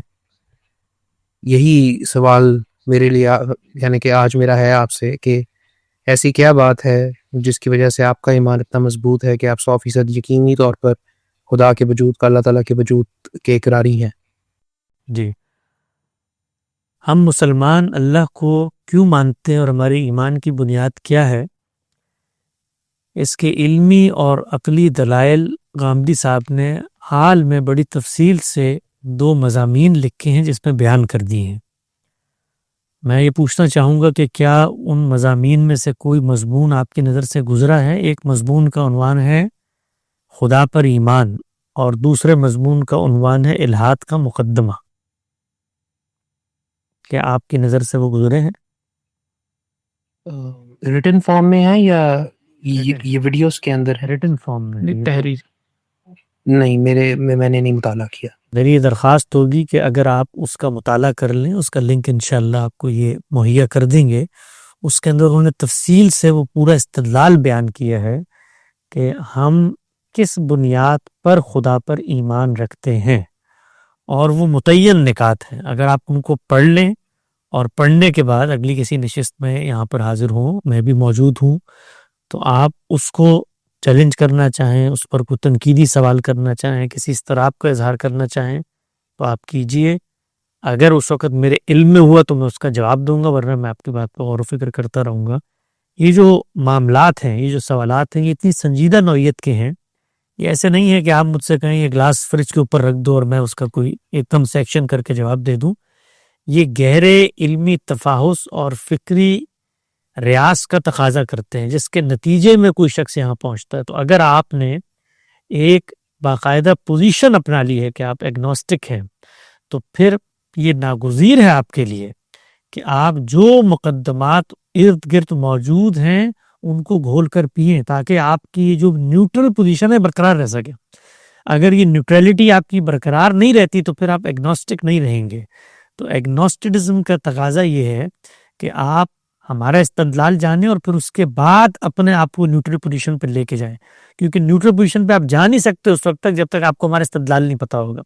تو یہ 2 مضامین ان کو پڑھیں, اور ان کو پڑھنے کے بعد آپ انشاءاللہ یہاں آ جائیں, اور اس کے بعد کوئی سوال ہو تو میں حاضر ہوں. جی آپ بالکل صحیح کہہ رہے ہیں, بہتر ہو گیا. جی میں انشاءاللہ آپ کو دونوں کی لنکس کچھ منٹس کے اندر ڈسکرپشن میں پرووائڈ کر دیتا ہوں. اور فی الحال کے لیے ہم نیکسٹ کالر کی طرف چلتے ہیں. محمد اکرما بھائی, آپ اپنا مائک انمیوٹ کر کے سوال کر سکتے ہیں. جی السلام علیکم حسن بھائی, امید ہے آپ خیر وافیت سے ہوں گے. وعلیکم السلام. آج پھر میرا سوال تھوڑا سا اتمام حجت کے کچھ اطلاقی مباحث کے اوپر ہے. ہمارے ہاں مدرسہ فراہیم میں یہ بات بڑی مشہور ہے کہ جو رسول ہیں وہ قتل نہیں ہوتے, جبکہ انبیاء قتل ہو جاتے ہیں. لیکن سورہ بقرہ کی آیت نمبر 87 کے اندر رسول کا لفظ بھی موجود ہے اور ان کے لیے قتل کا لفظ بھی موجود ہے کہ بعض فریقوں نے ان میں سے بعض کو قتل کر دیا. اس کے جواب ہمارے ہاں یہ دیا جاتا ہے کہ یہاں پہ رسول لغوی والا مراد ہے, یہ مترادف استعمال ہو جاتے ہیں بعض دفعہ نبی اور رسول کے. تو ایک تو یہ کہ یہ کیسے طے ہوگا کہ یہاں پہ لغوی مراد ہے یا یہاں پہ اصطلاحی مراد ہے. پوائنٹ نمبر 2 اسی میں یہ ہے کہ اگر آپ محمد صلی اللہ علیہ وسلم کے بارے میں آیت دیکھیں، غزوہ احد کے اوپر سورہ آل عمران میں آیت آئی ہے، وما محمد الا رسول قد خلت من قبلہ الرسل افئن مات او قتل. اللہ کے رسول صلی اللہ علیہ وسلم کے بارے میں بھی امکان قتل کو بیان کیا گیا ہے. اسی طرح حضرت عیسیٰ علیہ السلام کے بارے میں 500 سے 550 سال تک لوگ یہ مانتے رہے ہیں کہ حضرت عیسیٰ علیہ السلام جو کہ اللہ کے رسول ہیں قتل کر دیے گئے. تو ان کا تو یہ اعتراض پھر درست بنتا ہے نا، کیونکہ اللہ نے کہا ہے کہ میں اور میرے رسول غالب ہو کر رہیں گے.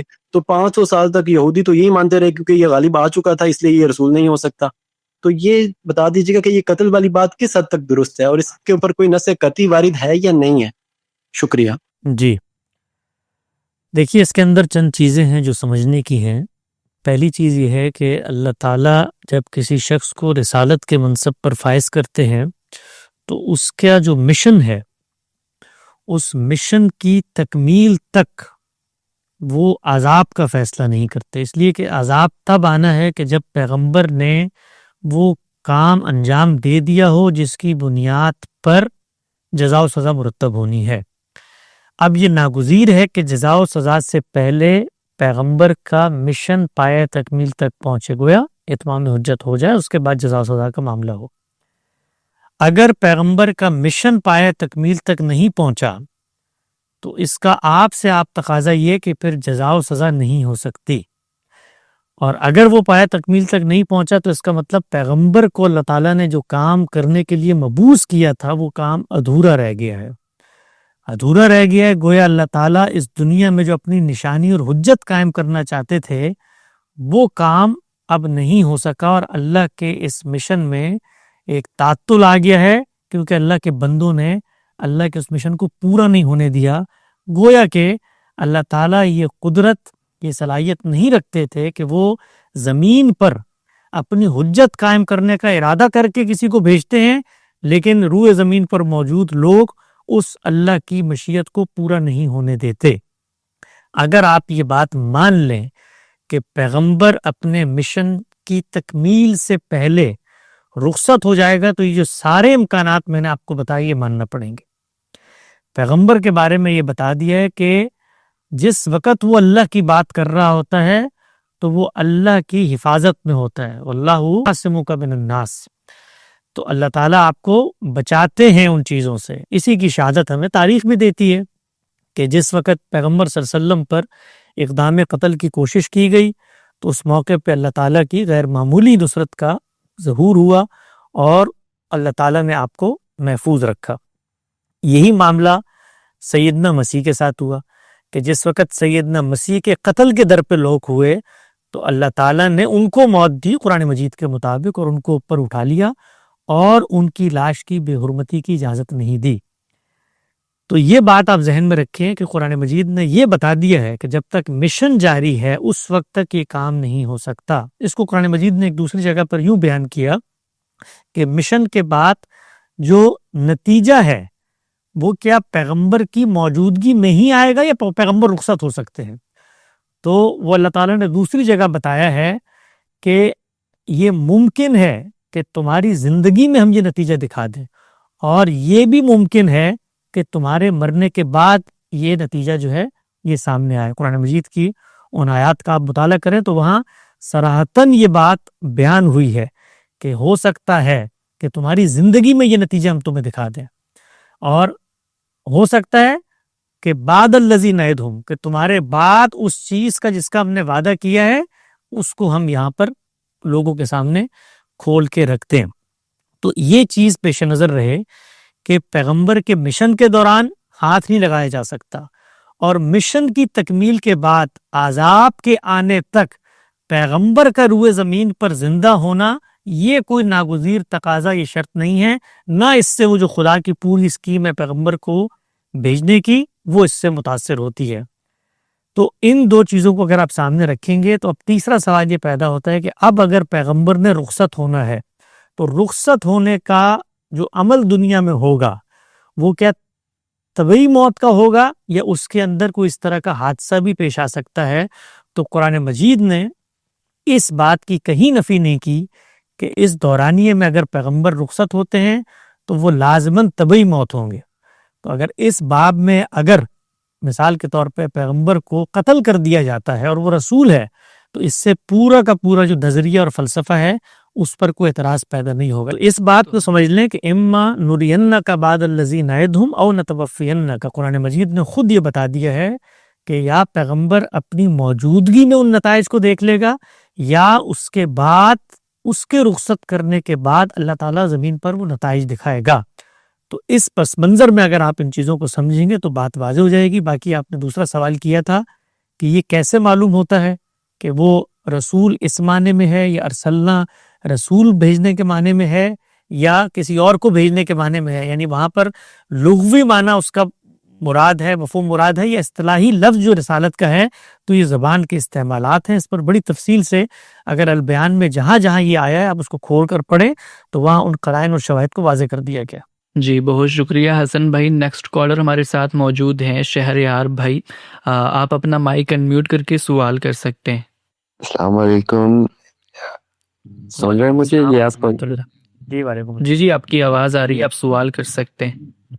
تو آپ ماشاءاللہ بہت زیادہ خوبصورت لگ رہے ہیں، اور میرا کوشچن یہ ہے کہ آپ دعوت کے لیے ان طریقوں کو کیوں اختیار نہیں کرتے جو آپ صلی اللہ علیہ وسلم نے، جو حلال کی فارم میں آتے ہیں، اور اس لیے وہ کرنے چاہیے تاکہ دعوت پھیلے۔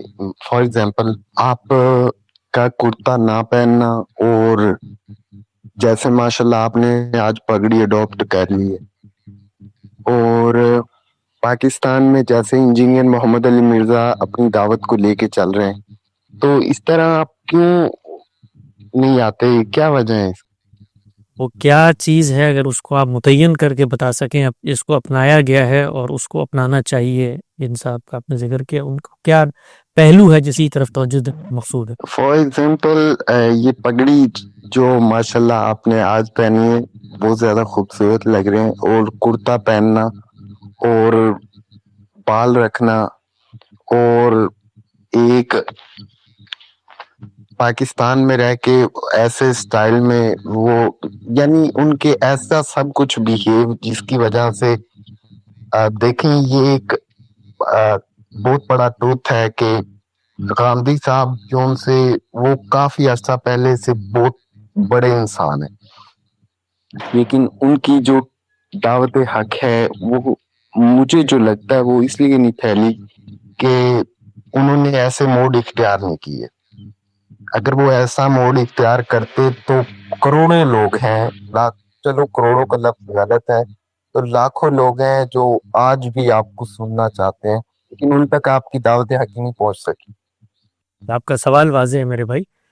دیکھیے اس میں دو چیزیں ہیں۔ پہلی چیز کہ میں نفی نہیں کرتا کہ اگر آپ کی زبان، آپ کا بود و باش، آپ کا حال حلیہ جیسا کہ آپ کے معاشرے کا ہے ویسا نہیں ہوگا تو ایک نفسیاتی ہرڈل ہے جو ابلاغ میں پیدا ہو جائے گی، اس میں کوئی شک اور شبے کی بات نہیں ہے۔ جس سرزمین میں آپ پیدا ہوتے ہیں اس سرزمین میں جو لوگوں کا طرز عمل ہے، اگر آپ اس سے اجنبی ہیں تو لوگوں کے ہاں وہ نفسیاتی تعلق نہیں پیدا ہوگا کہ جس کی بنیاد پر وہ آپ کی بات سن سکیں۔ اس بات کو اگر اس طریقے سے بیان کیا جائے تو اس میں کوئی حرج کی بات نہیں ہے۔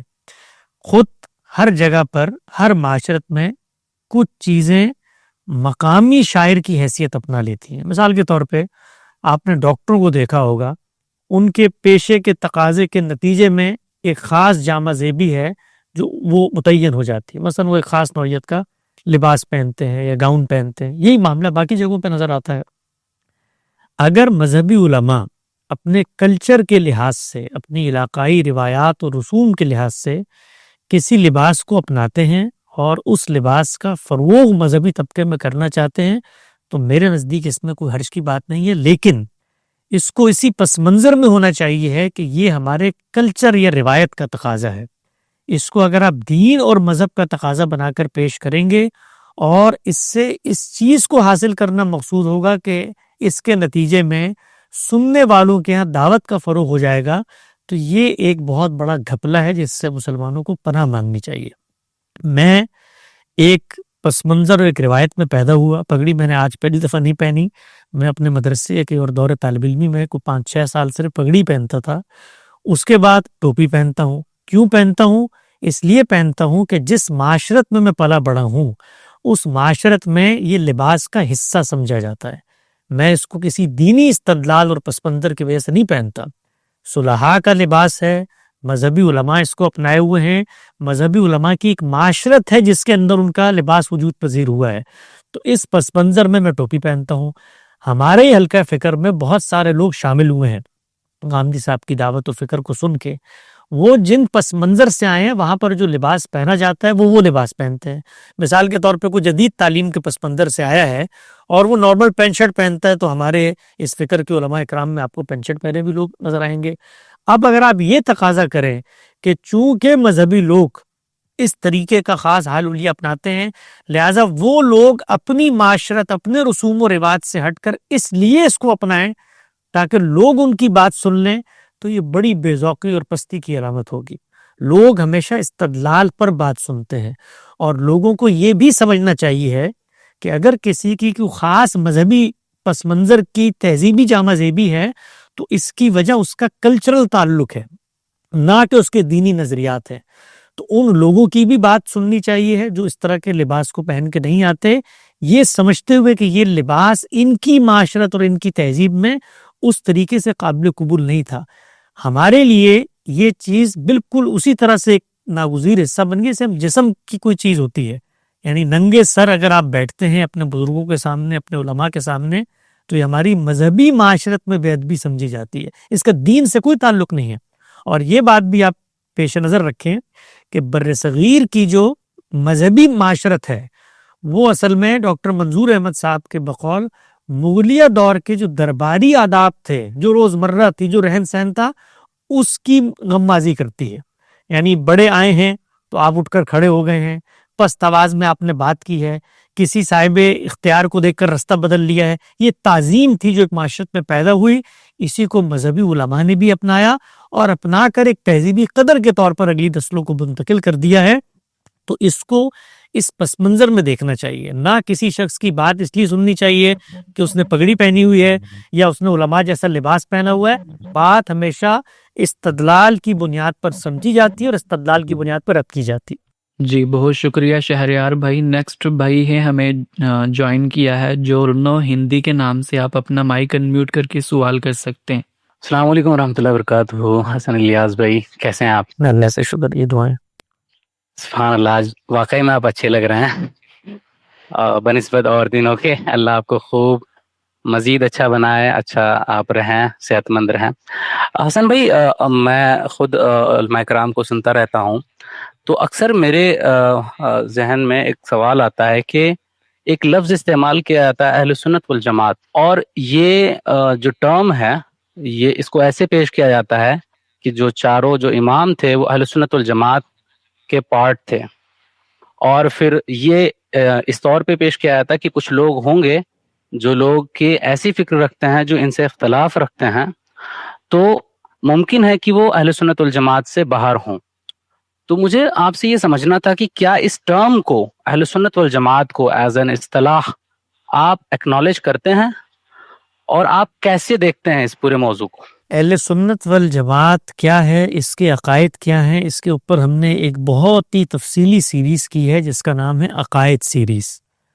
وہ تقریباً 10-12 قسطوں پر مشتمل ہے, اور اہل سنت والجماعت کیوں وجود پذیر ہوئی, اس کا پس منظر کیا ہے, ان کے جو عقائد کی فہرستیں ہمارے سامنے آتی ہیں تقریباً 36 یا 38 کے قریب, ان میں سے ایک ایک عقیدہ اس کی بنیاد کہاں پائی جاتی ہے, کس پس منظر میں ہے, اس سب کی ہم نے تجزیہ اور تحلیل کیا ہے. تفصیلی موقف کو آپ وہاں پر سمجھ سکتے ہیں. اجمالی سا ایک جواب میں آپ کو دے دیتا ہوں کہ یہ اصلاً کوئی دینی مسئلہ سرے سے تھا ہی نہیں جس کے نتیجے میں اہل سنت والجماعت وجود پذیر ہوئی ہے.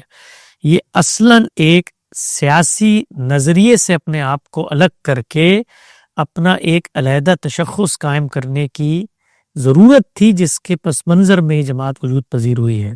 اہل سنت والجماعت جب کہا جاتا ہے تو یہ اہل تشیع کے مقابلے میں ان سے اپنے آپ کو الگ کرنے کے لیے کہا جاتا ہے. اور ہم یہ جانتے ہیں کہ اہل تشیع کا ایک پورا کا پورا نقطہ نظر ہے، دینیاتی نقطہ نظر ہے، جس کی بنیاد پر انہوں نے بہت سارے سیاسی اقدامات کیے، اور ان اقدامات کے نتیجے میں ایک جماعت وجود پذیر ہوئی۔ اس جماعت کے نظریات اور عقائد سے معاشرتی طور پر اپنے آپ کو علیحدہ کرنے کے پس منظر میں اہل سنت والجماعت کی تعبیر اختیار کی گئی، اور جو فہرست بنائی گئی عقائد کی وہ علمی مسائل تھے کہ جب اس جماعت کو علم کی دنیا میں ان کا سامنا کرنا پڑا تو وہاں پر انہوں نے ایک رویہ اپنایا۔ وہ رویہ آج ہم تجزیہ اور تحلیل کر کر گفتگو کر کر ثابت کر سکتے ہیں کہ کہیں درست ہے کہیں غلط ہے۔ وہ جو سارے عقائد کی فہرستیں ہیں اس میں آپ دیکھیں تو بہت سارے ایسے مسائل ہیں جو خاص ڈیموگرافک اور خاص زمان و مکان میں پیش آئے۔ مثلا قدریہ کے بارے میں آپ کا کیا نقطہ نظر ہوگا، یہ اہل سنت والجماعت کی عقائد کی فہرست میں شامل ہے۔ تو اب آج کے دور میں اگر اہل سنت والجماعت میں شامل ہوں تو میرے عہد میں تو وہ قدریہ پائی نہیں جاتے جن کے بارے میں وہ نقطہ نظر اپناؤں۔ تو آپ کو یہ واضح ہو جائے گا کہ وہ عقائد کی فہرست وقت کے ساتھ ساتھ علمی مسائل اور علمی تقاضے جیسے ایسے پیش آئے، اس میں ان جماعت کے لوگوں نے جو آراء اختیار کی ان کو اس کا حصہ بنانا شروع کر دیا۔ تو جو سب سے بڑی خرابی ہے وہ یہ کہ جن چیزوں کو عقائد قرار دے دیا گیا ہے وہ علمی ابحاث ہیں، علمی اختلاف کے موضوعات ہیں، ان کو عقیدے کی فہرست میں شامل ہی نہیں ہونا چاہیے۔ تو ہمارا جو بنیادی استدلال اور نقطہ نظر ہے اختلاف کا وہ یہ ہے کہ اہل سنت والجماعت جن چیز کو عقائد قرار دیتی ہے ان میں کچھ چیزیں تو مسلمات کی حیثیت رکھتی ہیں، خدا کے بارے میں، پیغمبر کے بارے میں، کتاب اور آخرت کے بارے میں، اس میں تو کوئی حرج کی بات نہیں ہے، وہ کوئی شخص بھی کھڑا ہو کر کہے جی میرے عقائد ہیں۔ لیکن جو تغلیب ہے، غلبہ ہے اس کے اندر، وہ ان علمی مسائل کا ہے جن کا آج کے ہمارے دور سے ایک تو عملاً کوئی تعلق نہیں ہے، دوسرا اگر تعلق قائم بھی ہو جائے تو اس سے اختلاف کے نتیجے میں آپ کسی جماعت کے اندر داخل یا خارج نہیں ہو سکتے۔ تو ہماری جو شناخت ہے وہ اللہ تعالیٰ نے ایک ہی شناخت رکھی ہے اور وہ ہے مسلمان کی، اور یہ چیز بھی دین نے واضح کر دی ہے کہ دین کے نام پر آپ کوئی دینی جماعت بنائیں جس کی شناخت اسلام کے علاوہ ہو، وہ دین کو قابل قبول نہیں ہے۔ تو مدرسہ فکر آپ کہیے، اہل سنت والجماعت ایک مدرسہ فکر ہے، تو اس میں کوئی حرج کی بات نہیں۔ مدرسہ فکر ان کو کل بھی رکھنے کا حق تھا، آج بھی رکھنے کا حق ہے۔ ہم سے آپ پوچھیں گے کہ آپ اہل تشیع، ہم کہیں گے نہیں ہم مسلمان ہیں۔ آپ پوچھیں گے آپ اہل سنت، ہم کہیں گے نہیں ہم مسلمان ہیں۔ یہی ہماری شناخت ہے۔ بہت ساری چیزیں ہوں گی اہل تشیع کی جن پہ تنقید کریں گے، بہت ساری چیزیں ہوں گی اہل سنت کی جن پہ ہم تنقید کریں گے۔ بہت شکریہ حسن بھائی، میں آپ کا شکریہ ادا کرتا ہوں، آپ نے بہت ہی جامع ترین جواب دیا، اور انشاءاللہ میں کوشش کروں گا کہ وہ سیریز دیکھوں اور آپ سے کوشش کروں گا ابرار بھائی کے ذریعے رابطہ کروں۔ جی السلام علیکم۔ جی جزاک اللہ خیرہ۔ نیکسٹ کالر ہمارے ساتھ محمد قاسم کے نام سے ایک بھائی نے جوائن کیا، آپ اپنا مائک انمیوٹ کر کے سوال کر سکتے ہیں۔ السلام علیکم حسن صاحب۔ وعلیکم السلام ورحمۃ اللہ۔ حسن صاحب بہت شکریہ 23,70,000 سیریز کا، جس باریکی سے ایک ایک بات کی وضاحت ہو رہی ہے۔ آج کے دور میں یہ بہت ہی عمدہ مثال ہے۔ اس سے ایک انویسٹیگیٹو ڈیبیٹ کا کانسیپٹ دماغ میں آتا ہے۔ اگر اسی انداز سے الگ الگ مکتبہ فکر کے علماء اکرام اپنی اپنی بات پہ نظر ثانی کر کے اس طرح سے تبادلہ خیال کریں تو ممکن ہے کہ وہ صحیح رائے پر جمع ہو جائے اور یہ امت ڈائیورجنگ ہونے کے بجائے کنورجنگ ہونا شروع ہو جائے۔ تو میرا جو سوال ہے وہ آپ کے ذریعے سے غامدی صاحب سے ایک ریکویسٹ ہے، اور اللہ سے دعا ہے کہ یہ ریکویسٹ قبول ہو جائے۔ کسی بھی علم کے نتائج یا اس کا سفر، مبادی سے لے کر انتہا تک کا پورا سفر اس علم کے اصول پر منحصر ہوتا ہے۔ اگر اصول میں ذرا سا بھی فرق واقع ہو جائے تو سفر میں اور نتائج میں بے شمار فرق واقع ہو جاتا ہے۔ تو آج کل کے زمانے میں جہاں بہت سارے لوگ ایک دوسرے سے مناظرہ کرنے اور سننے کی خواہش رکھتے ہیں، کیا اسی کے برخلاف جاوید احمد غامدی صاحب اور انجینئر محمد علی مرزا صاحب کے درمیان خصوصاً اصول و مبادی کے موضوع پر ایک انویسٹیگیٹو ڈیبیٹ آرگنائز ہو سکتی ہے، جہاں دونوں ایک دوسرے کے آمنے سامنے نہیں بلکہ صحیح غلط ایک دوسرے کے آمنے سامنے ہو، جہاں دونوں اپنی اپنی بات پہ نظریں اپنی اپنی بات کو صحیح سمجھتے ہوئے اس میں غلطی کی گنجائش تسلیم کرتے ہوئے صحیح بات کو پتہ لگانے کی جستجو میں اپنی اپنی بات پہ نظر ثانی کریں۔ یہ انویسٹیگیٹو ڈیبیٹ ایک مثال اور ہم طالب علموں کے لیے بہت زیادہ مفید ہوگا۔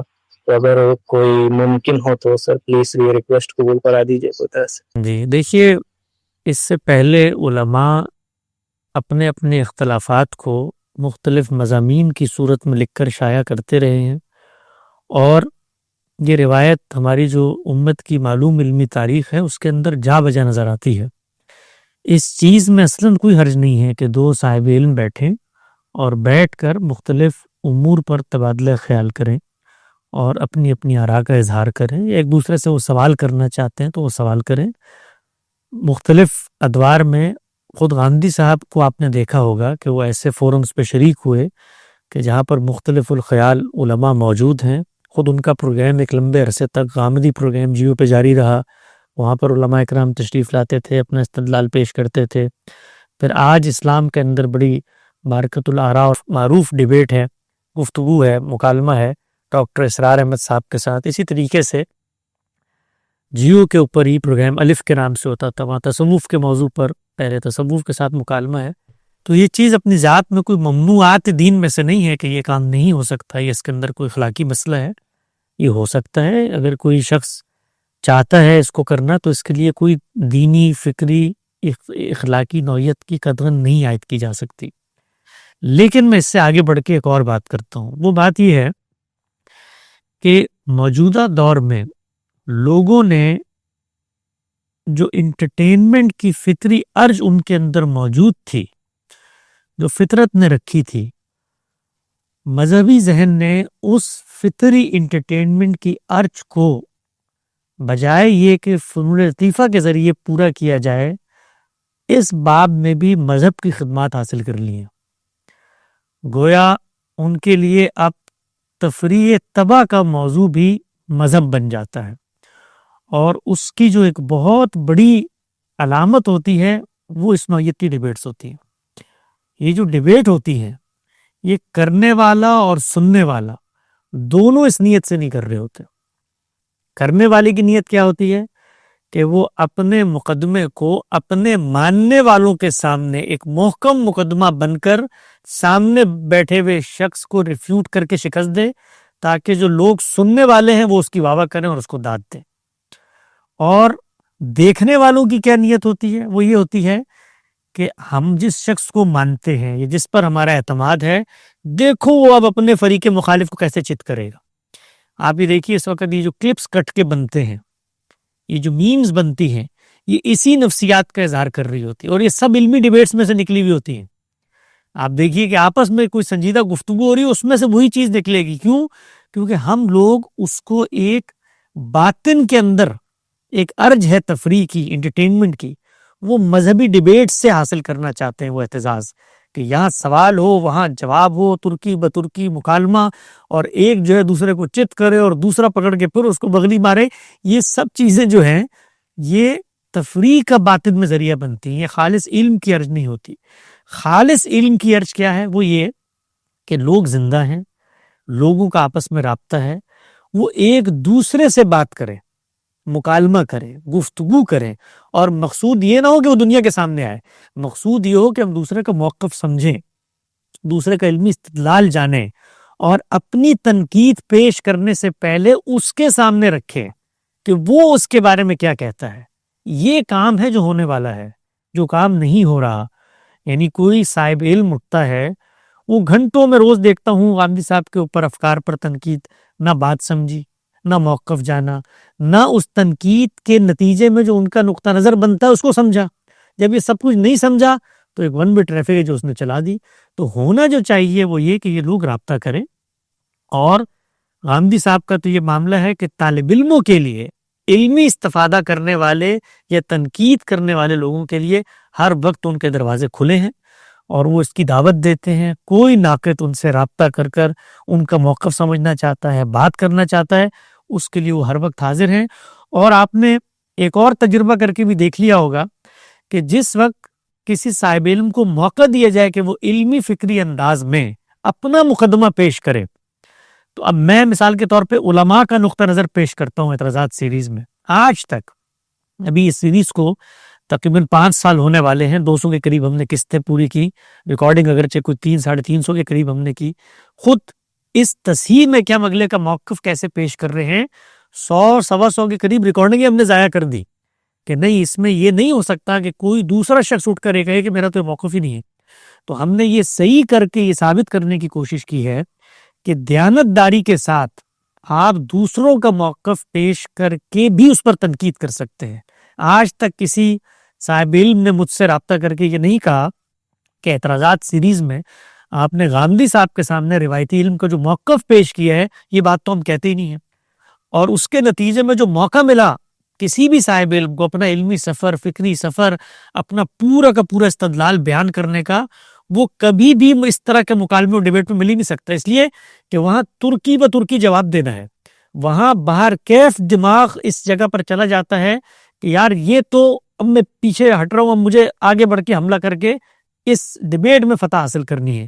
تو جو ڈیبیٹ کا کلچر ہے وہ کبھی بھی علم کے فروغ کا باعث نہیں بنتا. یہ وقتی نوعیت کے مکالمے کہیں پر اگر کوئی کرنا چاہے تو ہو بھی سکتے ہیں جس میں نتائج فکر زیر بحث، لیکن سنجیدہ نظام استدلال کو سمجھنے کا وہی طریقہ ہے جس کی مثال ہم نے پیش کر کے دکھائی، اور اس میں وقت لگتا ہے تجزیے میں، تحلیل میں، تنقید میں، اصل بنائے استدلال متعین کرنے میں. اس کے لیے کتابیں کھنگالنی ہیں، بار بار جانا ہے، ری وزٹ ریویو کا عمل کرنا ہے. یہ 2 کیمرے لگا کے 2 علماء کو بٹھا کر یہ کام نہیں ہو سکتا. اس وقت خود اس کا استدلال کن مراحل سے گزرا ہے، استدلال کی پوری بنیاد کیا ہے. ہم لوگ انسان ہیں، ہمارا علم، ہمارا حافظہ، ہر چیز محدود ہوتی ہے.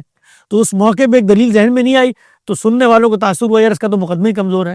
تو یہ بڑی نقصان دہ چیز نتیجے کے اعتبار سے بن جاتی ہے جب آپ خالص علمی، فکری، فلسفیانہ موضوعات کو اس طرح کی ڈیبیٹس میں ڈال دیتے ہیں. تو ہونا کیا چاہیے؟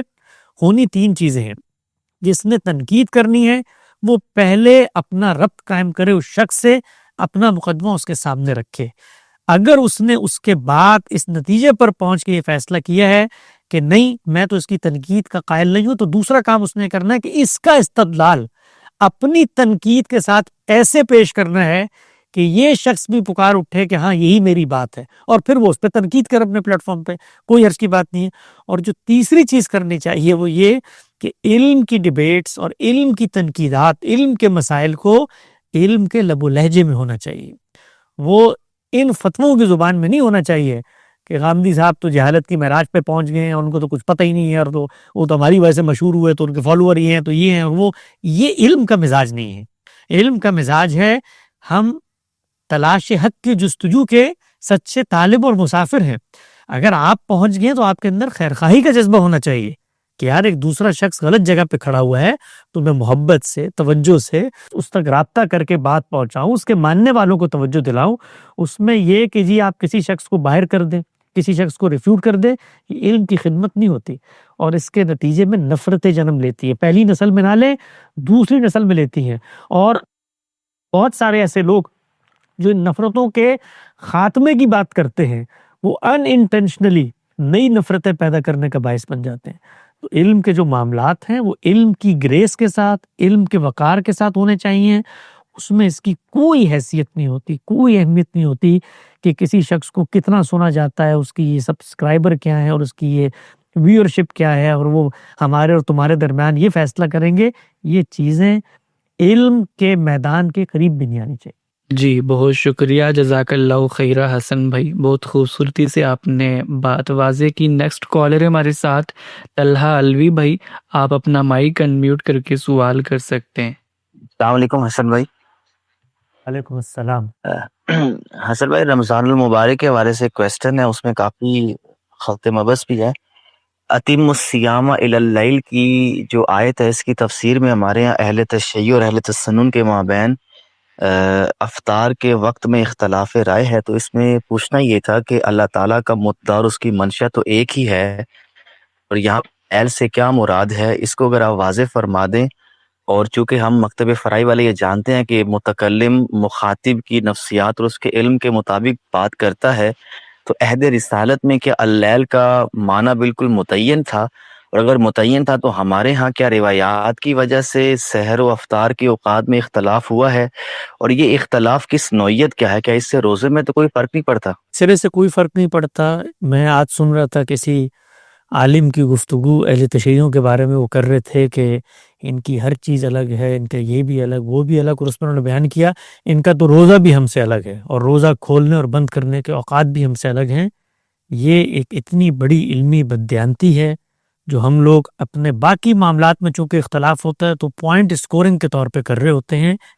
آپ یہ دیکھیے کہ اللہ تعالیٰ نے مسلمانوں پر جو چیز لازم کی ہے 5 اوقات دن میں پڑھنے کی، وہ کیا ہے؟ نماز۔ نماز کے اوقات کیا ہیں؟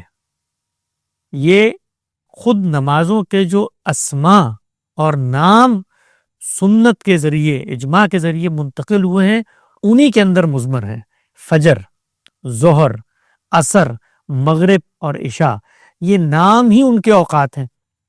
تو اب نام اوقات ہیں، متکلم کی منشا تو معلوم ہو گئی کہ نماز ظہر کے وقت پڑھنی ہے، مغرب کے وقت پڑھنی ہے۔ اگلا جو معاملہ ہوتا ہے وہ تعیین کا ہوتا ہے۔ اس تعیین کے اندر ہمیشہ یہ گنجائش متکلم کے پیش نظر بھی ہے کہ کیا یہ مغرب کو مغرب سمجھ کر تعیین کر رہا ہے یا مغرب کو فجر سمجھ کے تعیین کر رہا ہے۔ یعنی متکلم نے جب مجھے کہا کہ بھئی آپ نے مغرب کے وقت نماز پڑھنی ہے، اب میرے اور آپ کے درمیان جو اختلاف ہوا ہے وہ اس پہ نہیں ہوا کہ مغرب کے وقت روزہ افطار نہیں کرنا، اس پہ اختلاف نہیں ہے۔ اختلاف اس پہ ہے کہ مغرب کا جو وقت ہے وہ کب شروع ہوتا ہے، کس وقت کے اوپر مغرب کے وقت کی تعیین اور اطلاق کر دینا چاہیے۔ کیا بالکل ابتدا جس وقت پچھلا وقت اگلے وقت سے الگ ہو رہا ہے اس میں اس کو شامل کرنا ہے، یا جس وقت یہ معاملہ صاف ہو جائے واضح ہو جائے اس وقت یہ کام کرنا ہے؟ تو اگر آپ غور کریں تو اس کا تعلق اصل میں انسانی نفسیات سے ہے۔ وہ نفسیات کے بعض اختیارات بعض بڑے علماء کے یہاں سامنے آئے تو چونکہ اس روایت میں ایک اصول مان لیا گیا ہے جو کہ اصول غلط ہے کہ کسی امام کا کوئی عمل یا امام کا کوئی قول یا امام کا کوئی اقدام وہ اللہ کی طرف سے ہوتا ہے، تو اس کی ایک دینی حیثیت اپنا کر اس پر اصرار شروع ہو گیا۔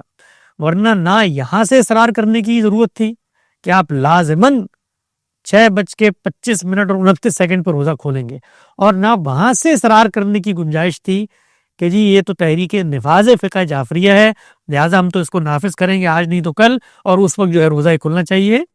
یہ اختیارات انسان کو دیے جاتے ہیں تو اس کے اندر یہ گنجائش ہوتی ہے۔ دیکھیں خالق نے ایک چیز مقرر کی، نماز، اس کے اندر بھی لازم اذکار مقرر کر دیے، اور اس کے بعد چونکہ انسان ہے اس نے اپنی اپنی زبانوں میں اپنی اپنی ارزداشت خدا کے حضور میں پیش کرنی ہے تو اس کی گنجائش رکھی ہے۔ تو عبادات کے اندر یہ گنجائش موجود ہوتی ہے۔ آپ یہ ایک اور زاویے سے دیکھیں کہ نماز کا لازم رکن ہے قیام۔ تو اب قیام کے نتیجے میں ایک آپ سے آپ حالت کا ظہور ہوتا ہے، وہ یہ کہ ہاتھ باندھ لینا۔ تو اب ہاتھ باندھ لینا یہ کوئی شریعت کا مطلوب یا مقصود نہیں ہے، وہ قیام کا ایک ناگزیر تقاضا بن جاتا ہے۔ تو کبھی آپ باندھ لیتے ہیں کبھی آپ نہیں باندھتے، اس کو یوں کہہ کے بیان کرنا کہ یہ تو نمازی انہوں نے بدل دی ہے تو روزے انہوں نے بدل دی ہے، یہ بالکل غلط بات ہے۔ عربی زبان کے اندر الہ کا جو لفظ آتا ہے اس میں یہ بحث ہے کہ بھی غایہ مغیہ میں شامل ہے یا نہیں۔ الی المرافق جب کہا ہے تو اس کے اندر کیا مرافق تک یا مراقف کا اطلاق آپ وہاں تک کریں گے جہاں تک وہ جا رہے ہیں؟ تو اس سے ایک سوال پیدا ہوا۔ اطلاق کے اندر ایک ذوقی ترجیح اور اختیار کا معاملہ تھا جس کے نتیجے میں یہ کام ہو گیا۔ کوئی جھگڑے کی بات نہیں ہے، کوئی فرق کی بات نہیں ہے، کوئی روزہ خراب نہیں ہوتا۔ اور میرا یہ خیال ہے کہ رسالت مآب صلی اللہ علیہ وسلم کے عہد میں بھی لوگ یہی کرتے ہوں گے، کیونکہ وہاں پر تو کوئی اس طرح کا ٹی وی ٹیلی ویژن نہیں تھا کہ ایک وقت میں ہو جائے۔ اب جو گرد و پیش کے علاقوں میں لوگ رہتے ہیں وہ اپنے اپنے رویت کی بنیاد پر یہ کام کرتے تھے، اس لیے کہ اس زمانے میں ہوتا ہی یہ تھا، تو لازماً ان میں فرق پیدا ہو جاتا ہوگا۔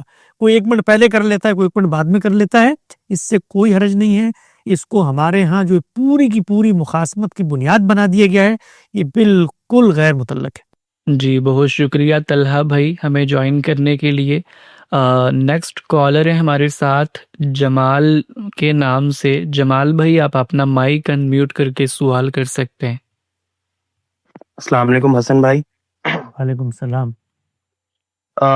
حسن بھائی میں ایک اسٹوڈنٹ ہوں، اور جب بھی ہمارے کولیگس کے ساتھ مکالمہ ہوتا ہے جو اکثر ایتھسٹ ہوتے ہیں، تو وہ یہ کہتے ہیں قرآن مجید میں جو سائنسی فیکٹس آئے ہیں، جس طرح کہ انسان کا پانی سے بننا، چیزوں کا پانی سے بننا، تو یہ قرآن مجید جو سائنسی فیکٹس بیان کرتا ہے یا 7 جنتوں کی بات ہے، یہ اس سے پہلے تہذیبوں میں موجود تھی یا فلسفیوں کے ہاں موجود تھی، یہ کوئی نئی بات نہیں تھی. تو اس آرگیومنٹ کو کیسے کاؤنٹر کیا جائے؟ اس سے کیا فرق پڑتا ہے اگر پہلے موجود تھی وہ تہذیبیں؟ اگر تو ہم تو یہ مانتے ہیں کہ قرآن مجید کوئی نئی بات لے کر آئے نہیں. اس سے پہلے جتنی دنیا کی ابتدا سے لے کے رسالت مآب صلی اللہ علیہ وسلم تک جتنی تہذیبیں گزری ہیں، ان میں پہلے تو اللہ کی سنت یہ تھی کہ ہر بستی میں ایک پیغمبر آتا تھا، اور پھر سیدنا ابراہیم کے بعد آپ سے 4000 سال پہلے یہ اپنایا گیا کہ ایک ذریت میں اس کو خاص کر دیا اور قوموں کے استفاع کا معاملہ ہوا. تو اس کے نتیجے میں ان کے اگر کوئی آثار، کوئی روایات، کوئی کتابیں آتی ہیں، ان میں یہی بات ہے، تو یہ تو ہماری بات کی صداقت کی دلیل ہے کہ قرآن مجید یہ کہہ رہا ہے کہ پیغمبر کو نیا دین لے کر ہی نہیں آیا. یہ تو وہی دین ہے جو موسیٰ کو دیا گیا، جو عیسیٰ کو دیا گیا، جو ابراہیم کو دیا گیا. تو اس سے تو اس بات کی تائید ہوتی ہے کہ اسلام کا پیغام محمد صلی اللہ علیہ وسلم پہلی دفعہ نہیں لے کر آئے. یہ پیغام تو آفاقی پیغام تھا. دیکھو دنیا میں اس سے پچھلی تہذیبیں بھی یہی پیغام کو پیش کر رہی ہیں، گویا اسی خدا کا پیغام ہے جس خدا کا پیغام یہ لے کر آئے. یہ پہلی بات ہے. دوسری بات اس ضمن میں یہ ہے کہ قرآن مجید جب کوئی بات کرتا ہے تو وہ کیا لوگوں کو اس سائنسی مشاہدے اور حقائق کی دنیا جو آج ہمارے علم میں ہے اس کو جاننے والے لوگوں سے خطاب کر رہے ہیں؟ یعنی آج جس طریقے سے ہم میٹر کی تحلیل کرتے ہیں، آج جس طریقے سے ہم ان چیزوں کو، ان کے کیمیکل کمبینیشنز کو جانتے ہیں، ان سے گفتگو کر رہے ہیں. وہ جن لوگوں سے گفتگو کر رہا ہے وہ عرب کے بدو ہیں، عرب کے باسی ہیں، ایک قبائلی تمدن کے اندر رہنے والے لوگ ہیں. ان کو آفاق و انفس کی وہ نشانیاں کے بارے میں توجہ دلاتا ہے جو ان کے لیے قابل توجہ بنتی ہیں. ان قابل توجہ بننے والی چیزوں میں اگر وہ یہ کہتا ہے کہ ہر چیز کو ہم نے پانی سے زندہ کیا، تو یہ تو ان کے لیے حقیقت ہے کہ دنیا میں کسی بھی چیز کا اگر آپ تحلیل کریں تو اصل چیز یہی میٹرز رہ جاتے ہیں، پانی ہے. تو ابتدا کیسے کی اس کو وہ مختلف جگہوں پر بتاتا ہے. کہیں گارے اور مٹی کا ذکر کرتا ہے، کہیں پانی کا ذکر کرتا ہے، کہیں نطفے کا ذکر کرتا ہے. تو مختلف مواقعوں پہ جو مختلف اجزاء ہیں ان کو الگ الگ بیان کرتا ہے. اور کہیں پر وہ یہ کہتا ہے اپنے مخاطبین کی رعایت سے کہ یہ وہ چیز ہے جس سے ہم ہر چیز کو زندہ کرتے ہیں. تو یہ ان کے مشاہدے کی رعایت سے ہے. ان کو کہا جاتا ہے کہ سورج یہاں سے نکلتا ہے، حالانکہ سورج کہیں سے نہیں نکلتا. سن سیٹ جب میں کہتا ہوں یا سن رائز جب میں کہتا ہوں تو وہ کہیں سے سورج نہیں نکلتا. یہ دنیا کی گردش ہے جس کے نتیجے میں سورج کی یہ تبدیلی میرے سامنے آ جاتی ہے. تو جو کچھ قرآن میں اس ضمن میں کہا جاتا ہے وہ انسانوں کے عمومی مشاہدے کی رعایت سے کہا جاتا ہے. وہاں پر کوئی سائنٹیفک ڈیٹیلز بتانا اللہ کے پیش نظر ہی نہیں. جی بہت شکریہ. جی آخری کالر ہے ہمارے ساتھ سلمان بھائی، آپ اپنا مائک انمیوٹ کر کے سوال کر سکتے ہیں.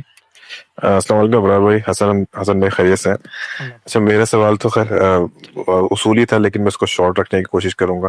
کیونکہ اصولی طور پہ جیسے میزان کا جو ہم نے جو سٹارٹنگ کے جو پیجز ہیں اس میں جو اصول بیان کیے غامدی صاحب نے، تو اس میں ایک زبان کا لسان کا اصول ہے جو ہمیں قرآن کو جب سمجھیں گے تو اس کو سامنے رکھا جائے گا.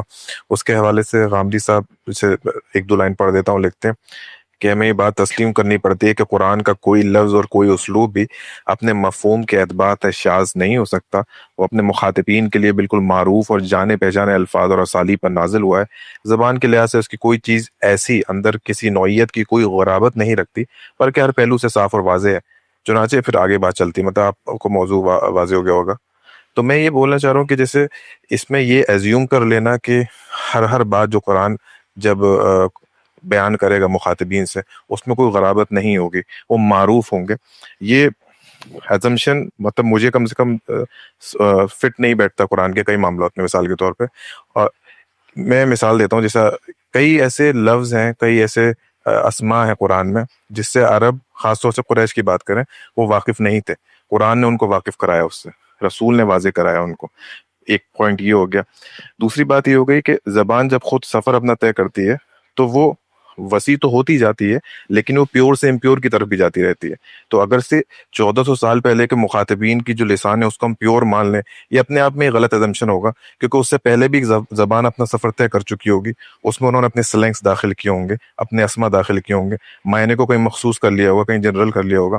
تو ہم وہ چیز کیوں کنسیڈر نہیں کرتے، بلکہ ہم مان لیتے ہیں کہ جو عین وقت پہ جو قریش جو معروف چیزیں میں بیان کرتے تھے سمجھتے تھے وہ ہمارے لیے حجت ہو جائیں گی. میں ایک چند مثال اور دیتا ہوں واضح کرنے کے لیے.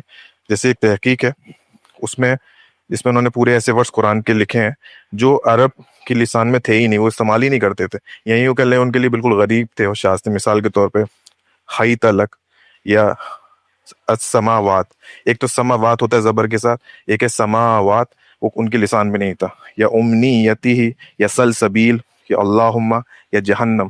یہ مثال کے طور پہ قرآن کی وہ ہے جس میں اللہ تعالیٰ فرماتا ہے جب ان سے کہا جاتا ہے کہ الرحمن کو سجدہ کرو تو وہ پوچھتے ہیں کہ کون ہے الرحمن, بھلا تم جس کو اس کو سجدہ کر لیں. تو الرحمن کے نام سے بھلے وہ واقف تھے لیکن اس کے معنی مفہوم خدا کی طرف وہ منسوب نہیں کرتے تھے. تو یہ اور مثال معلوم ہوتی ہے کہ کئی ورڈ شاذ بھی ہیں, غریب بھی ہیں, وہ نہیں معلوم تھے, قرآن ان کو واقف کراتا ہے. جیسے سلسبیل ہے, کئی ورڈ ایسے ہیں وہ جانتے ہیں لیکن اس کے صحیح معنی نہیں جانتے, تبدیلی معنی جانتے ہیں. اور کئی ورڈ ایسے جو ان کے استعمال ہی نہیں ہوتے. جیسے قرآن خود فرماتا ہے صحابہ کو کہ تم کہو نہ کہو رائینا بلکہ کہو انظرنا. تو اگر ہم یہ دیکھیں گے جو پوئٹری ہے زمانے جہالت کے قریب جو اس کو لیا جاتا ہے اس میں یہ ورڈ استعمال ہمیں نہیں ملتے. یا اللہ تعالیٰ ایک جگہ فرماتا ہے کہ نہ کہو آمنا بلکہ کہو اسلمنا, ایمان تمہارے اندر داخل نہیں ہوا.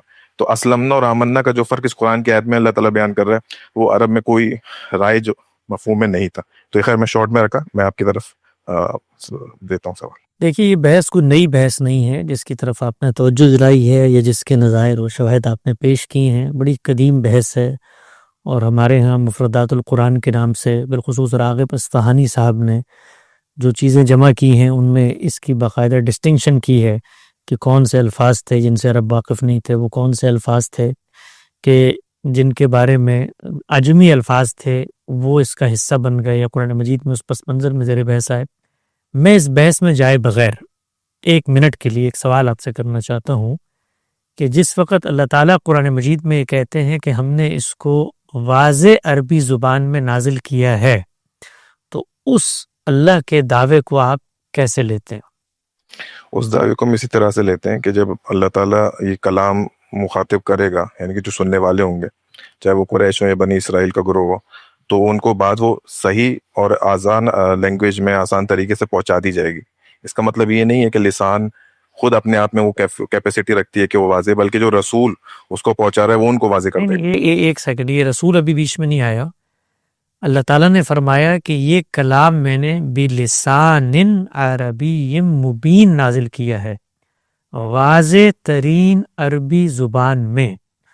اس کو سادگی سے لے لیں, یعنی آیت کو اٹھائیں وہاں سے, اور میں ابھی آپ سے کہتا ہوں کہ میں یہ دعویٰ کرتا ہوں کہ میں جو گفتگو آپ سے کروں گا وہ واضح ترین اردو زبان میں ہوگی.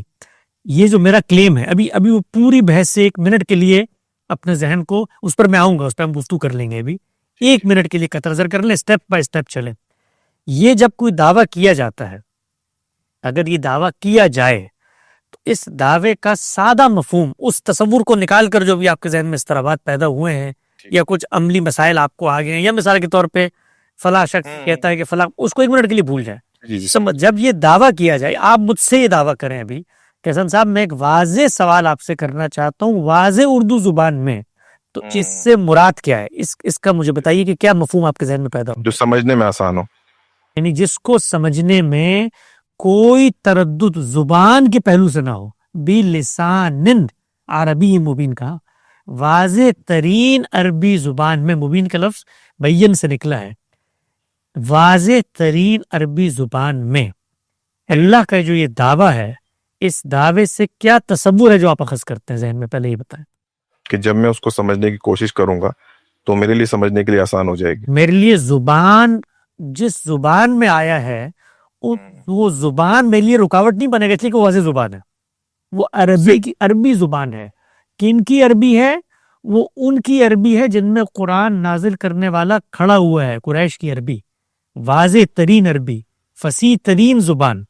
تو اللہ تعالیٰ نے جس وقت یہ دعویٰ کیا ہے, کیوں کیا ہے دعویٰ؟ کبھی غور کیا آپ نے کہ اللہ تعالیٰ کو یہ کہنے کی ضرورت کیوں پیش آئی کہ میں اس کلام کو واضح عربی زبان میں نازل کر رہا ہوں؟ بھائی کلام آ رہا تھا, عربی زبان کا اسٹرکچر تھا, سننے والے جانتے تھے, کیا وجہ ہے, کیوں کہا اللہ تعالیٰ نے یہ بات؟ اس میں ایک وجہ یہ کہ جو ان پر نازل ہو رہا ہے کلام یا تو اس قوم کو اللہ تعالیٰ ایک موقع دے کے یا جو معاملات کر کے اس کو آگے لے جانا چاہ رہا ہے. تو بالکل ان کو جب بہت اچھے نتیجے پر آپ پہنچے، اس لیے کہ جب تک آپ کی زبان یا آپ کے مدعا کا میڈیم مجھ پر واضح نہیں ہوگا تو اس کے استدلالات کی حجت کو قائم کر کے آپ مجھ پر عذاب کا فیصلہ کیسے کر سکتے ہیں؟ کر سکتے ہیں کہ نہیں کر سکتے؟ آپ بتائیے مجھے. کر ہی نہیں سکتے، نہیں کر سکتے. کر ہی نہیں سکتے. یہ مثال یہ بالکل ایسے ہی ہے کہ ایک جج کہے کہ میں واضح انگریزی زبان میں فیصلہ دے رہا ہوں، اس کی بنیاد پر ان مجرمین کو سزا موت دی جائے، اور آپ بات سے بیٹھ کے کہیں چنی جج کی جو زبان ہے وہ تو وکیل جو سامنے کھڑا تھا اس کو پتہ نہیں تھی کیا ہے. تو اس سے کیا وہ جو دعویٰ ہے جج کا وہ باطل ہو سکتا ہے؟ ہو ہی نہیں سکتا. اس لیے کہ فیصلے کو واضح زبان میں ہونا ناگزیر ہے، اس لیے کہ اس کی زبان پر کسی کی زندگی منحصر ہے. زبان کے واضح ہونے کا زبان کی انڈرسٹینڈنگ سے کوئی تعلق نہیں ہے، زبان کے مصداقات کو متعین کرنے سے کوئی تعلق نہیں ہے. زبان کے اندر اگر ایک لفظ کے دو محتمل الوجوہ مطلب الفاظ ہوتے ہیں جن میں دو معنی آ رہے ہوتے ہیں، مشترک الفاظ بھی ہوتے ہیں، اس میں تعین میں غلطی سے کوئی تعلق نہیں ہے، ان مصداقات کو متعین کرنے سے کوئی تعلق نہیں ہے. اگر قرآن مجید نے یہ کہا کہ یہ سبع من المثانی ہے تو اب اس سے مراد قرآن مجید لیا جائے گا، یہ زبان کا مسئلہ نہیں ہے، اس کا زبان سے کوئی تعلق نہیں ہے. سبع کا مطلب عرب جانتے ہیں، مثانی کا مطلب عرب جانتے ہیں. اسی طریقے سے اگر اللہ تعالیٰ کہتا ہے کہ وفی ذالک بلاء من ربکم عظیم، اب بلا کا لفظ ایک مشترک لفظ ہے، اس کا مطلب عذاب بھی ہے، اس کا مطلب عنایت بھی ہے. تو اب زبان نے یہ دونوں مطالب پہنچا دیے. آپ سورہ بقرہ میں اگر یذبحون ابناءکم ویستحیون نساءکم وفی ذالکم بلاء من ربکم عظیم سے اس کو متعلق کریں گے تو آپ عذاب لے لیں گے، اور اگر کوئی دوسرا صاحب علم وَإِذْ نَجَّيْنَا مِنْ آلِ فِرْعَوْنَ يَسُومُونَكَ سُوءَ الْعَذَابِ سے لے گا تو وہ اس کو عنایت کے مفہوم میں لے لے گا. تو یہ زبان کی بحث نہیں ہے اس بارے میں کہ زبان غیر مبہم ہو گئی اس لیے ایک شخص اس معنی تک پہنچا دوسرا شخص اس معنی تک پہنچا. ان چیزوں کو الگ کرے. دوسری جو بات ہے وہ بات یہ ہے کہ جب مخاطب کیا جاتا ہے کسی شخص کو یا کسی کتاب کے ذریعے کسی معاشرے کو تو یہ اس کا ناگزیر تقاضا نہیں ہے کہ اس معاشرے یا سوسائٹی کا کوئی ایک فرد کھڑے ہو کر یہ کہنے کی پوزیشن میں نہ ہو کہ بھئی مجھے تو اس لفظ کا معنی نہیں پتا. یہ اس کا اس سے تعلق نہیں ہے کہ قرآن کی زبان غریب ہو گئی ہے، یہ قرآن نے اجنبی لفظ استعمال کر لیا ہے.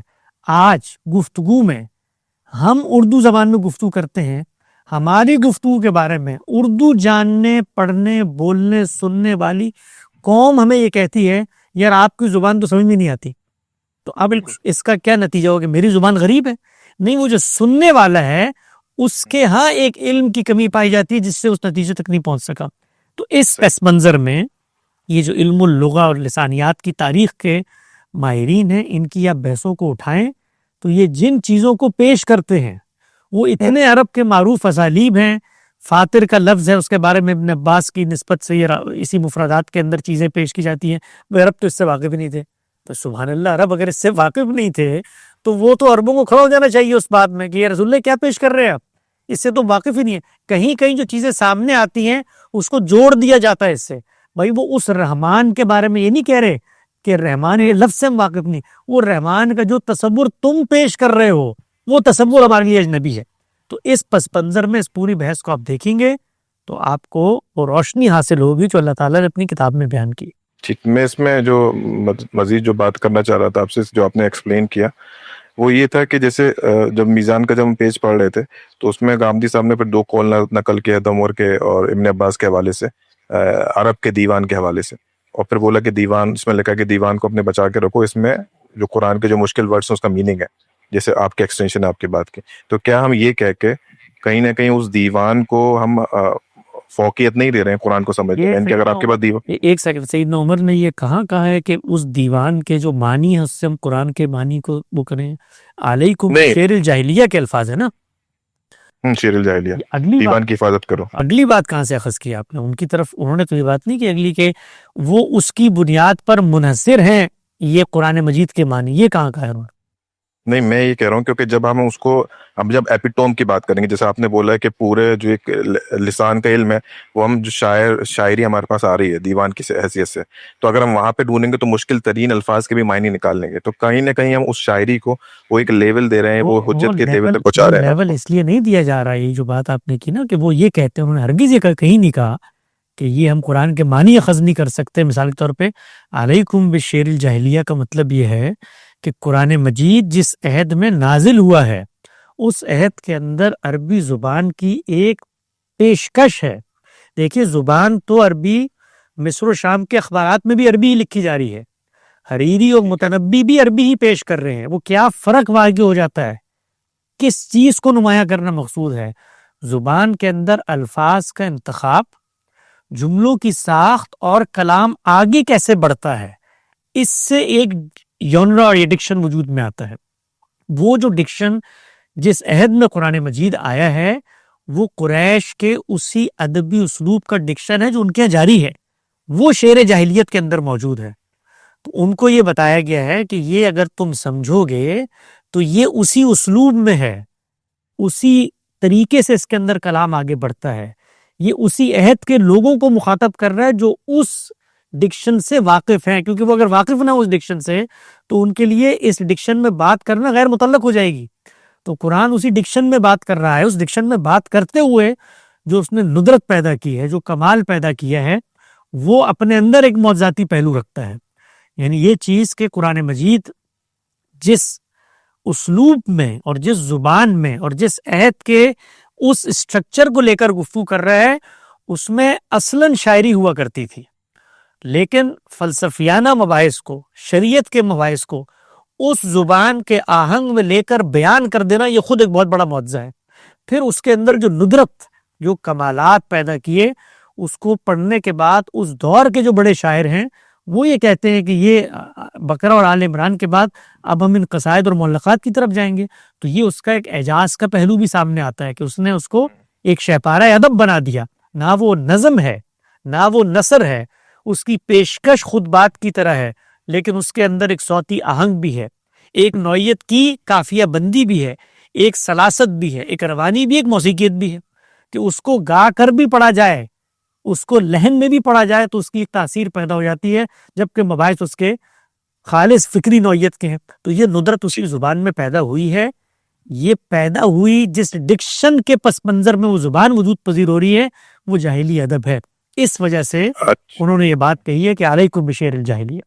تو آسان لینگویج میں آپ ایک سم اپ کر رہا ہوں بات کو کہ مثال کے طور پہ قرآن کی آیت ہے، اس میں ایک ورڈ ہے اس کا میں مطلب آسان لینگویج میں نے بتایا ہے. اور آج کے دن ایک لطیفہ بڑا مشہور ہوا ہے کہ وہ احمد جاوید صاحب سے کسی نے پوچھا، ہمارے دوست بھائی نجم نے، ایک بڑا ہی مشکل سا انگریزی کا لفظ، تو انہوں نے کہا ہے کہ یہ آپ نے اتنا مشکل، پتہ نہیں وہ لفظ بھی سن کے دوبارہ دہرایا نہیں جاتا، کاسمو انتھروپولوجی پتہ نہیں کیا، تو اس کا کیا یہ اس کو ذرا سادہ اردو میں بتا دیں.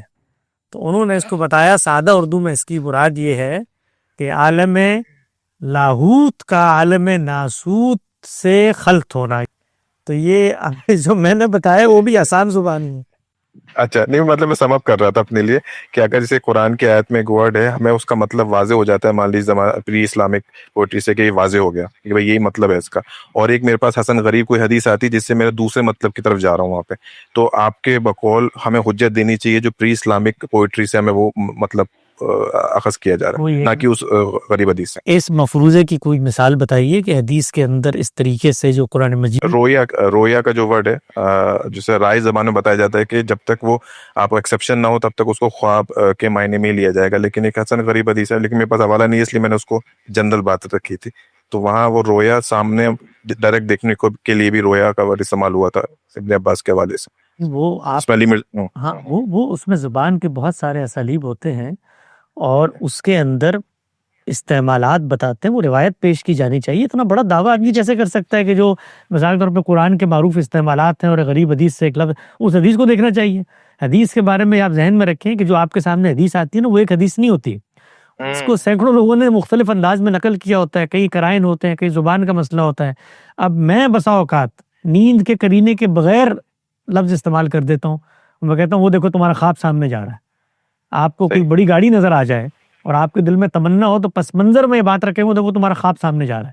اب خواب تو وہ ہوتا ہے جو میں دیکھتا ہوں، وہ جا کہاں سے رہے، لیکن یہ زبان کے استعمالات ان چیزوں کو واضح کر دیتے ہیں. تو اس جگہ کو دیکھنا چاہیے کہ پوری بات کیا ہے، کس پس منظر میں تجرید بھی ہوتی ہے اور نیا محاورہ اور اسلوب بھی پیدا ہوتا ہے، الفاظ کا توسعاً بھی استعمال کر دیا جاتا ہے. وہ سب چیزیں ہو رہی ہوتی ہیں، اس سے کوئی اس کے مفہوم پر فرق نہیں پڑتا کہ وہ رویا کے لفظ کا معنی تبدیل ہو گیا، کہ وہ مجرد جو آئے گا، وہ قرآن مجید خود کہہ رہا ہے کہ بھائی اس کے بعد یہ معاملہ ہوا، پوری بات بیان کی کہ رویا کیوں دکھایا گیا، اور رویا دکھانے کے بعد جو اس کی تعبیر ہے خود قرآن نے بیان کی کہ اب یہ جو پورا تاسیس تھی نئی امت کی ہو رہی ہے، بنی اسرائیل سے بنی اسماعیل کی طرف جا رہی ہے. تو وہ تو سب چیزیں الگ ہیں.